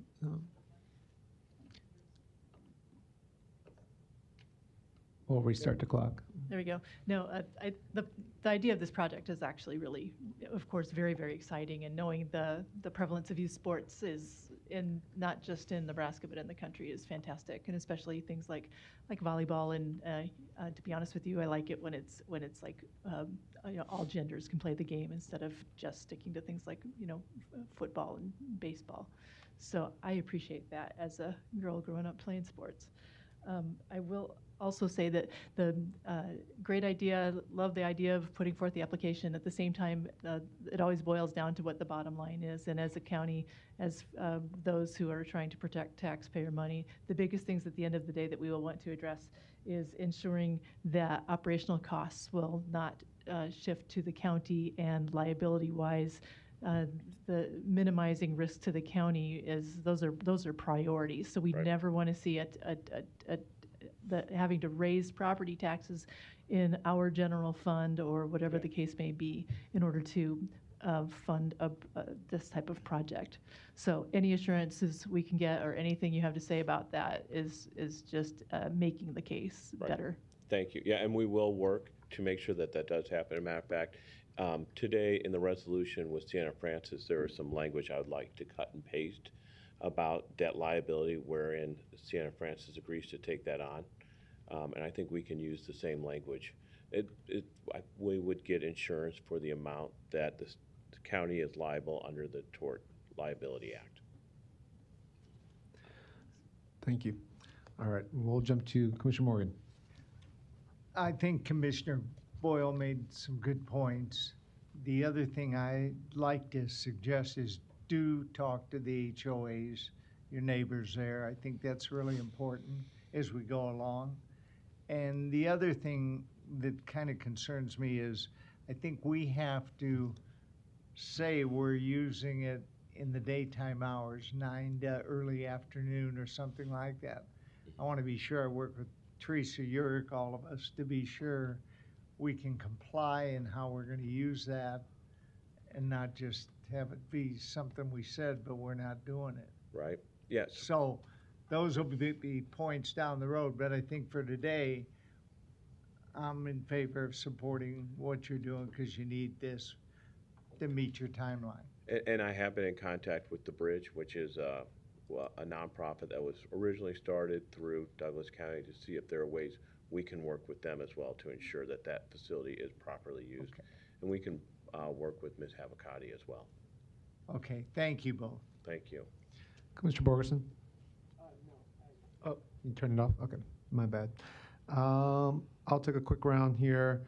As mentioned 2 weeks ago, development in Western Douglas County and unincorporated areas, et cetera, is a positive overall. My only hesitation is that, this is through a means that very intimately involves the county, of course, in different ways. And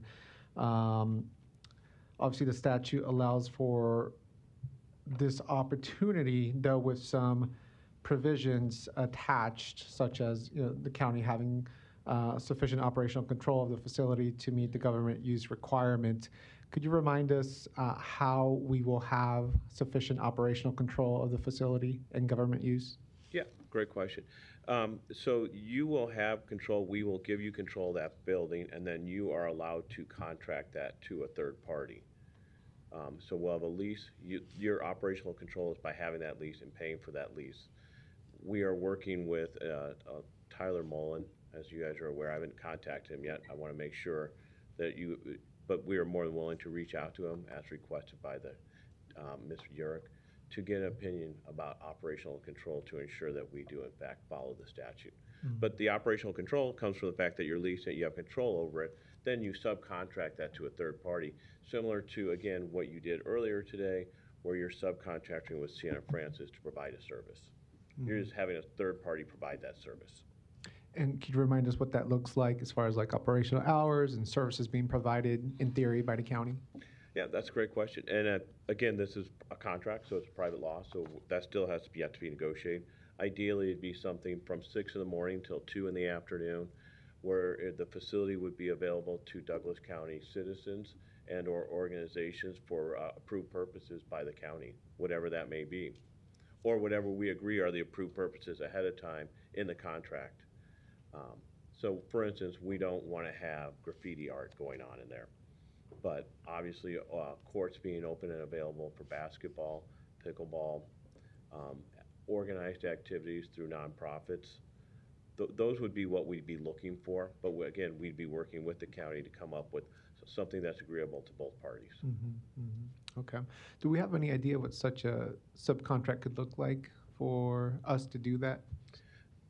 Yes, and I can get that to you. Okay. Because I'd be interested in, we talk about us subcontracting that operational service that supposedly the county is providing to the public, but having an idea of what the calculation is, how much that's going to cost, and your overall calculation, I think you predicted $10 to $12 million in revenue. or Right, some- and it has to be fair market value. You guys Mhm. can't, I mean, obviously, when we go, the next step is we go to the state. And when we go to the state, we can't have something that's not a fair market value or reasonably priced, because they're gonna turn us down. There's a Mhm. committee of 5, one of whom is the governor. He will turn us down. Mhm. So we will work with you on that to make sure that it's fair and reasonable. Mhm. That the taxpayers are getting a good value for their dollar.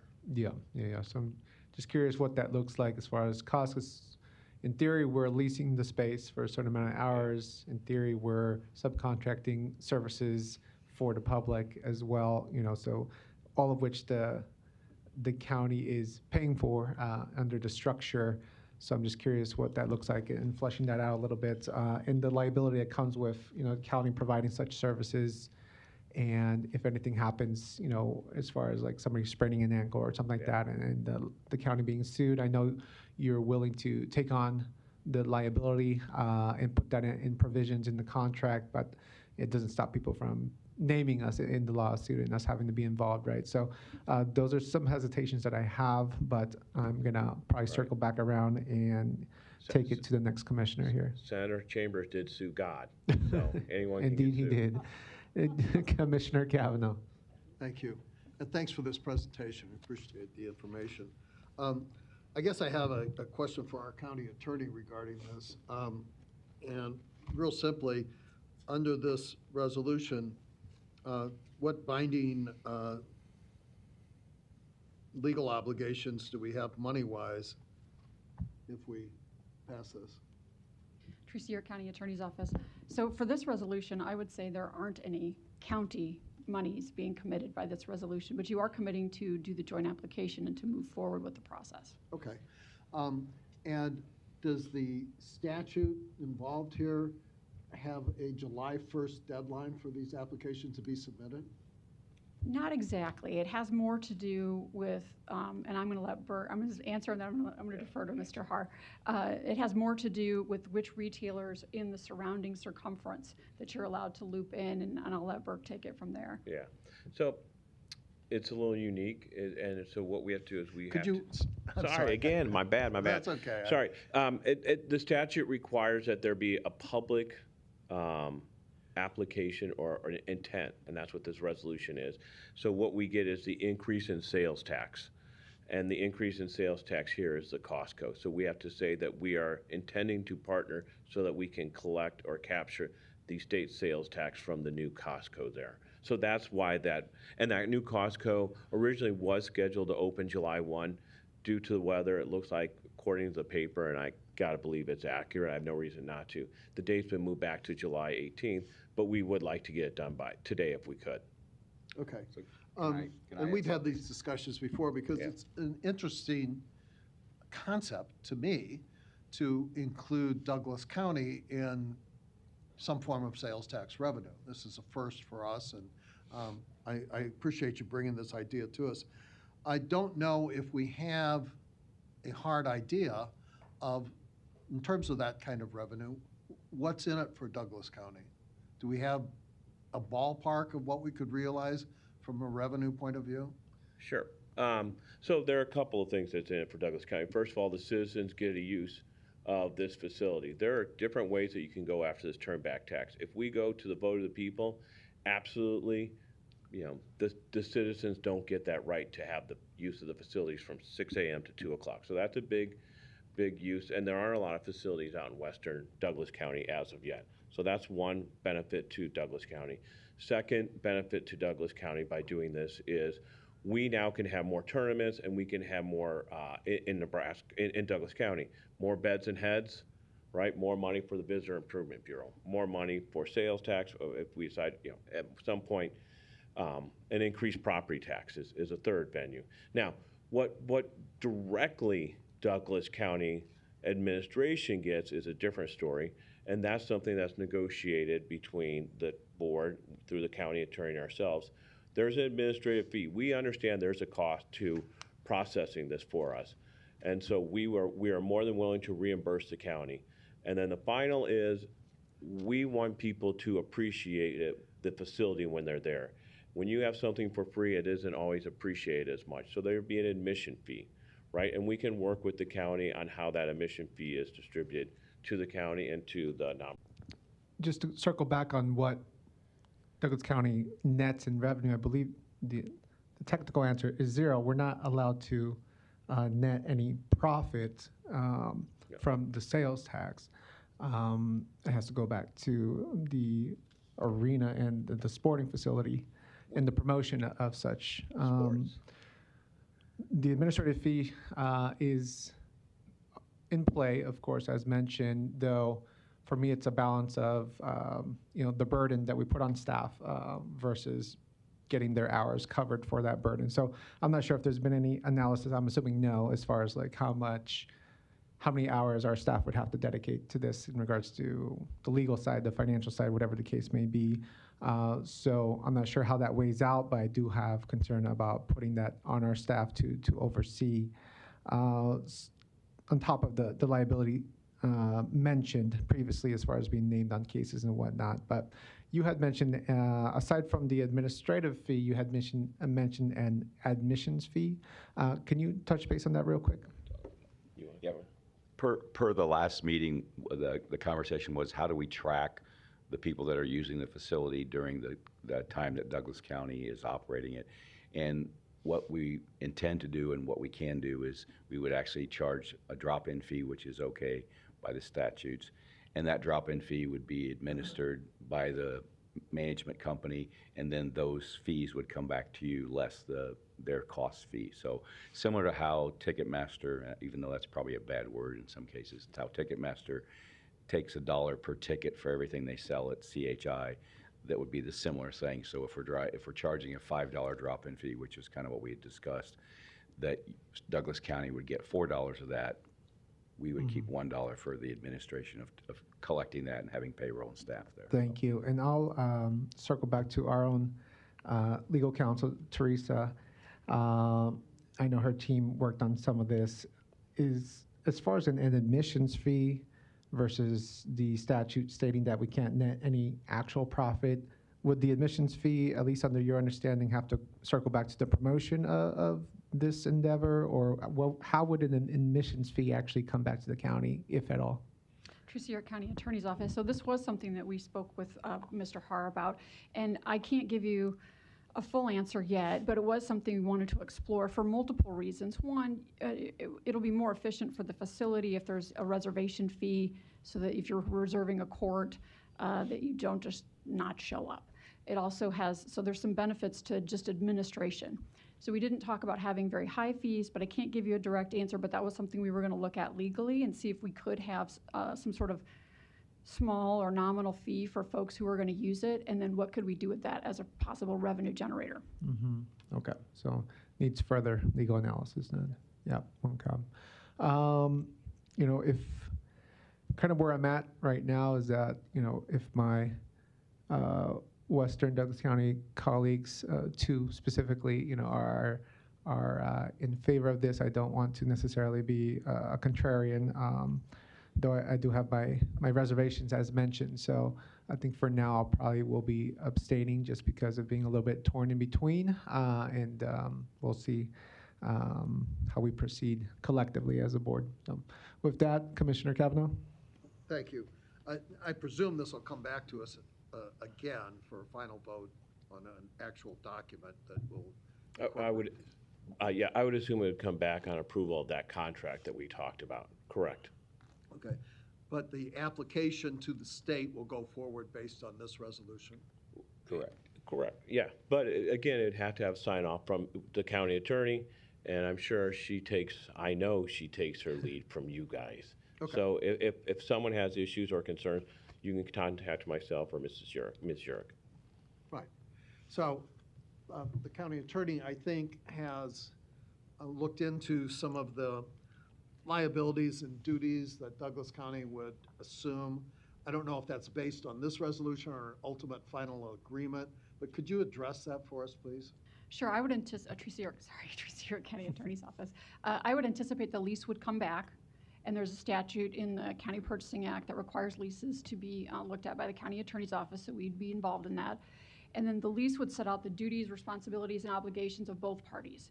And so that would come back to this board. Okay. And I believe the resolution designates our Chief Administrative Officer, Patrick, as the negotiator of these documents. Is that correct? Yes, and I'm a very tough negotiator, so you're in good hands. Okay. Well, again, I'm always interested in new revenue for Douglas County. My last question is, I guess, the city has moved to annex this property between the last time we spoke and now? Or what is that? Good point, yeah, and I should have clarified that, I apologize. No, the city moved to annex the Costco, right? So this is an SID project, and the city likes to take projects when the SIDs are low enough, the property tax are more than the SID payment. So if Costco collects sales tax, yes, they will take that. Our facility doesn't have as much sales tax or won't have as much sales tax, so no, they are not taking that. And this is analogous to what's happened. The Ralston Arena, interestingly enough, receives the majority of its funds from the Menards. That Menards is located in the city of Omaha. The state sales tax goes to the state and then is fed back to the city of Ralston to pay for the Ralston Arena. So will... And it'd be the same thing here. Okay. So based on that, I don't know if that's final yet or not. Is it? This afternoon, I believe it will be. Would the city of Omaha realize some turnback sales tax from this? Nope, not a penny. Oh. So the turnback sales tax would go specifically to Elite? To Douglas County, who would then pay Elite through the lease. I see. And would that payment mechanism, we don't have to get in the weeds on this today, involve this lease that we're talking about? The payment of the lease would come from the turnback tax. I see. Okay. Yes. Thank you. Thank you. Thank you. Commissioner Borgerson. Thank you, Mr. Chair. I do just want to say thank you for bringing this forward to us. It is, we haven't been in, quote, economic development issues before or the likes of these types of activities before, but I think it's exciting for us to be a part of it and learn from it and see how it goes, and who knows, there may be more. So, but the biggest thing is thank you for providing a facility again for our kids and our community to utilize, because as we know, the more activities that kids are involved in, the less negative things they can get involved in. So thank you very much for what you've done for the community thus far and what you will be doing with this new facility. Thank you. Anybody else on this item? If not, there's a motion and second on the table for item 2 in the resolution.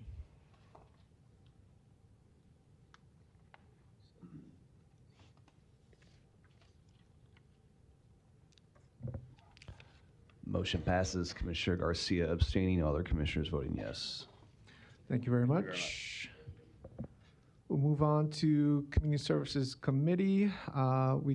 Item 1 was stricken, but we do still have item 2, discussion action on the 24-25 Visitor Improvement Fund allocation recommendations submitted by the Visitors Committee. Commissioner Kavanaugh or Catherine, did you want to comment?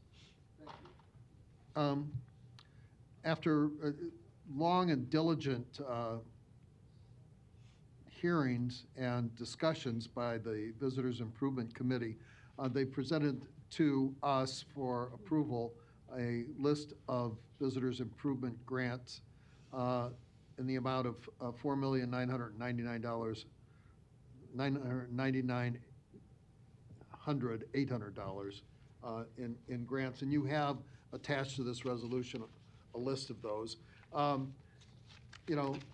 Nothing in this world is perfect, but I got to say, after being involved with this over the last year, it seems to me that we are very lucky to have this Visitors Improvement Committee do the very hard work of vetting these grant applications, which I think were twice the amount of the available funds. We have a robust economy here now, when we've bounded back from a low a couple of years ago because of COVID, and that's a good thing, but it also attracts a lot of attention, and so we get a lot of people who, want to step up and participate, and that's a good thing too. These grants, if you'll review them at all, cover all parts of Douglas County, a whole bunch of community activities, a lot of things that bring people here to enjoy our community and provide, entertainment for friends and family all over Douglas County, all over the United States, and I think all over the world. We've actually had people, I know personally, from overseas come here and participate in some of these events. We have Mr. Lund from the committee here today. I believe you're vice chair, aren't you? I am. That's why I have the honor of being here today. Very good. I don't know if you'd like to add anything to that, but if you'd identify yourself for the record and accept our appreciation for your hard work. Thank you, Commissioner Kavanaugh. Jay Lund, I'm the Vice Chairman of the Visitor Improvement Fund Committee, standing in here for our Chairman, Todd Simon. So, yeah, thanks for your comments. Thanks for the hearing.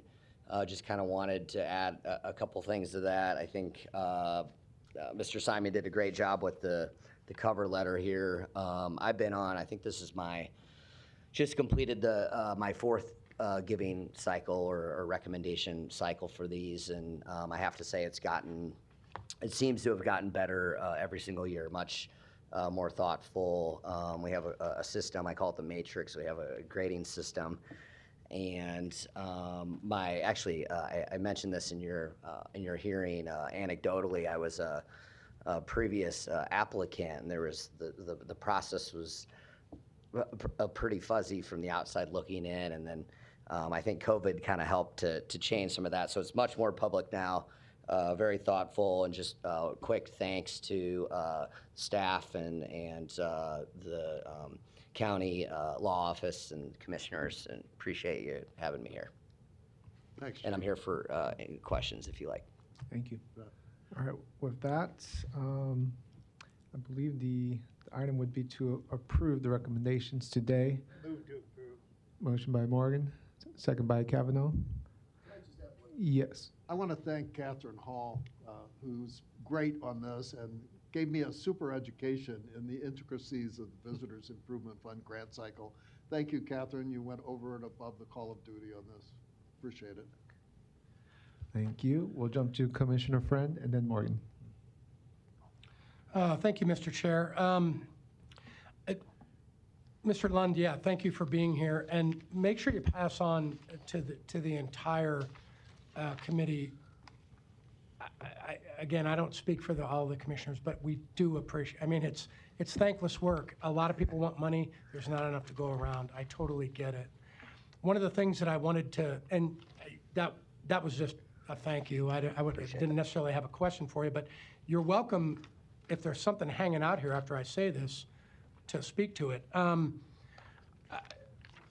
Been on this board for a period of time, and one of the things I think that I made my commissioners a little bit, I don't know, maybe upset about is I believe it was my first Board of Equalization meeting, and I just followed some guy down a rat hole, and we started making all kinds of interesting changes. Changes that I thought were equitable. Now, the funny thing is, if you look at the Visitor Improvement Fund and you look at the Board of Equalization, totally different types of things, right? But there's a unique thing about both that deal with all 7 commissioners. One, the Visitor Improvement Fund is our responsibility. The Board of Equalization, we are the Board of Equalization, so it's our responsibility as well. Funny thing is, we're ultimately accountable. We were talking about accountability for probably an hour and a half today. We're accountable, and we have the authority to make disbursements. We can make changes. Board of Equalization, we have the authority, and we can make changes to assessments. We have that statutory authority. Here's the problem, though. Here's where things get weird. If we make decisions to correct what the board deems to be inequity in the Board of Equalization, what the assessor's office does, and we deem it inequitable, we have the authority to actually change that. What ends up happening is, then you take from John Doe at 123 Main Street, you're not necessarily giving to Jane Doe at 124 Main. You're just creating more equity. It's Board of Equalization. You're saying Jane and John have to be treated the same way, or close to it.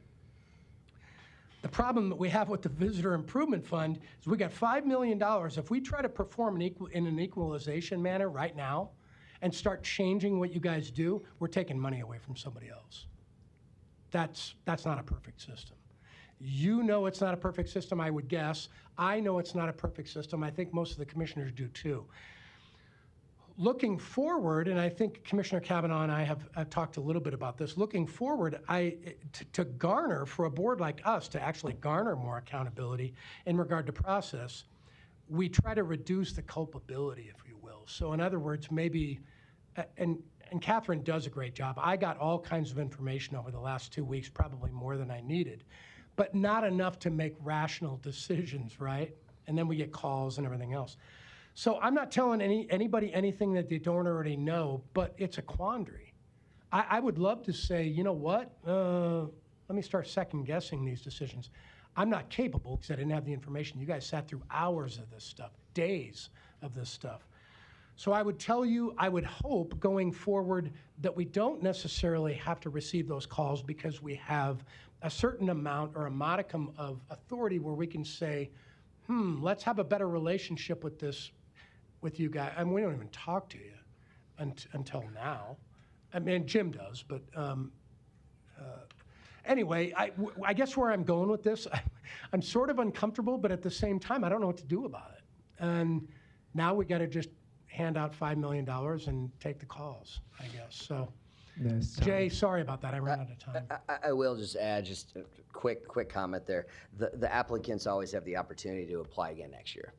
And I think that sometimes there's technical disqualifications, or maybe an application wasn't exactly, and we do work with them throughout that process, but a lot of our applicants are repeat applicants, and they can. Thanks for the work you do. Yeah. Again. I'll jump to Commissioner Morgan. Well, I just want to echo what has been said by Commissioner Kavanaugh to you and Catherine and your board.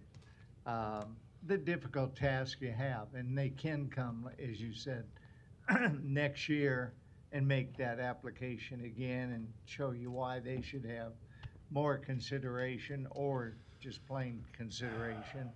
And I thank the board, and I think you're due to be possibly the chairman, which is a great, nice honor. I know Roger's really enjoying it a lot. But good luck on that, and I think you do a good, fair job. And that's the most important thing, is just trying to do the best you can on the fairness to all. Thank you. Commissioner Yep. Borgerson? Thank you. First, thank you. I hope you're still not mad at me from our last conversation that we had. But it's going to kind of be the same thing, and that is, I'm worried that we aren't focusing on those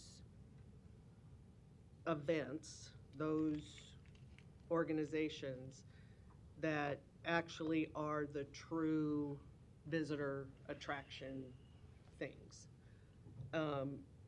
And, you know, Todd Simon actually threw back in my face my own words about how things that happen in the community add to the quality of life of our Douglas County citizens. I don't disagree with that. I do not disagree with that. But I was not saying it in terms of that the visitors promotion funds should be tipped on its head and all of a sudden that be the focus. And, you know, I know you're an advisory board. It's up to us as a board, and we have, under Commissioner Boyle's leadership, had brought a couple of changes, but I just think there needs to be more, because when I see sporting events, when I see big other events and organizations that I feel are more visitor attractions to the community versus just a great thing for the community, that's where I get a little bit where we've lost our way. And so I don't know if there's a better way to, you know, maybe lay that type out so I understand it more. Maybe I'm missing something, but I just think there needs to be more conversation with this board and with you all as to what our wants and needs are with this fund. And again, it's nothing. I love the work that you do. You are. It's a thankless job, and you've done a great job. And I think it's our job to do a better job of telling you all what we want or what we don't want. And it doesn't matter if that's stated individually. It has to be what are the guidelines and wants of the board to you as an advisory board. What do we want you to look at? And I just don't think we're there yet. I think that we're still focusing too much on community, again, great programs and great events, but not the visitor attractions, which is what this money is supposed to be and how it is supposed to be distributed. So maybe we can, again, have further conversations on that. At least I hope we can. And again, if this board, again, gives you that direction, then great. Then that's the way it's going to be. But I think we just need to give you more direction on what we want as a board. Thank you. Thank you. I'll take a quick round. I'm going to support the recommendations as well. There were a few that didn't get funded that festivals that I think would be great to support, though I also understand that we're trying to follow the statute that says that, if we're funding an organization, it needs to have a mission to, what is it specifically, Teresa, to conduct festivals or visitor attractions, or what does the statute say? Sorry to put you on the spot. Catherine Hall, this is County Administration. The primary purpose is to operate a visitor attraction. Operate a visitor attraction. So as their primary purpose and mission. So I understand that, for example, I'll just say one that got denied because they did reach out to us. The Greek Orthodox Festival, I think, is a great event. It attracts people. Maybe not, of course, as big as other festivals, but it's a nice festival in the community. But I understand that the church doesn't operate to, conduct those kind of events necessarily. That's not their core purpose. So there is some difficulties with the statute itself that maybe could be revised even, perhaps. I know that Commissioner Kavanaugh does plan to hold a committee meeting to discuss kind of some stuff related to the fund in general. So I'm sure we'll have opportunities to dialogue about all of this very soon. But I understand you're trying to both work within those parameters of the statute and deal with many, many applications that come in. So thank you for your time on this. Appreciate it. Yeah, absolutely. I'll just add one. Go ahead. Hopefully you have all the information on the process, and it is an evolving organic thing. And I remember when I first joined this committee 4 or 5 years ago, they said if the only criteria was heads and beds, we'd give all the money to the College World Series and the zoo, right? That was sort of the saying there. So it is difficult. We try and make it a little bit more meaningful, and it's like they say about advertising dollars. You can spend $1 and you don't know which 50 cents of it is working. So when you do enhance the community, you're not always sure exactly how that's coming back into fruition. So I think the growth of the fund itself has kind of spoken to that.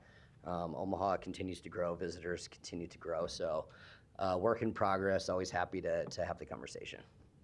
Thank you. Commissioner Kavanaugh? Thanks. I think kind of in conclusion, I really want to say you guys have done a super job. It's not an exact science. If it was, we could probably get AI to do it for us. But this is a very human service that we provide to our community, and you do the best you can, and I think you do a great job. That said, we're having and have had informational hearings on specifically this, and as the chairman pointed out, we have one scheduled for January 9th, not only to reiterate the grants that we're distributing, record number, by the way, of grants that we're distributing this year, but to solicit comments from the board, from the community, from the committee on how we can improve the process. One improvement that I've noticed just this year, and I don't know if this was the thing before, but as a transparency thing, the committee had hearings by any applicant that wanted to come on Zoom for any person who wanted to check in. And, that's really a step in the right direction. When I first came on the board, it kind of operated as a committee. Nobody ever went there. You didn't really know what went on. And this is a real step forward in terms of transparency. I can come, anybody can come on behalf of my organization and make my case to you, to the board if we want to tune in, to the public as well. And I think that's just one small example of how every year we kind of fine tune this a little bit more and a little bit more, and it gets better. And hopefully on July 9th at 1:30 on the 9th floor conference room, folks will show up for the community service hearing on these two topics, who got grants and what we can do to make this thing better. So thanks again, and thanks to the board for their consideration, and Catherine for your hard work. Thank you. I believe there's a motion, a second, to approve the recommendations by the Visitors Committee. If nothing else, we'll vote.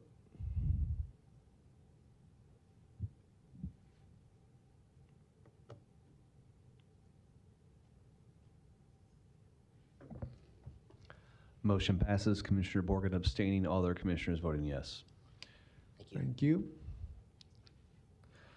We do have Human Resources Committee with item 1, weekly personnel report from Civil Service as presented.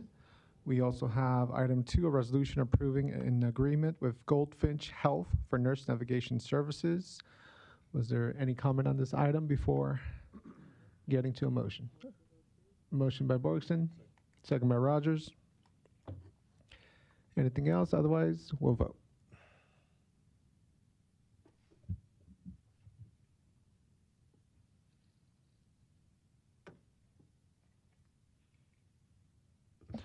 Motion passes 6-0. Commissioner Kavanaugh is currently absent. Thank you. We do have a need for executive session today. Before getting to that, I just want to mention that we do have, we are not meeting next week due to the July 4th holiday, and we are actually closed on July 4th itself. Douglas County is closed, and the board will not be meeting next week. Our next meeting will be Tuesday, July 9th, 2024. With that being said, I believe we have a need for executive session for the following items: litigation, contract negotiation, and legal advice. Is that correct? I believe so. We can take a motion and second. Motion by Morgan, second by Friend. Please vote.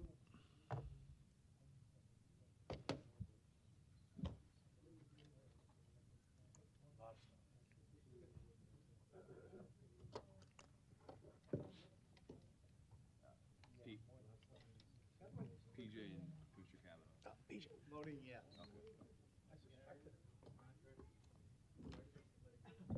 Motion passes 7-0. Thank you. The board will now go into executive session for the purpose of litigation, contract negotiation, and legal advice.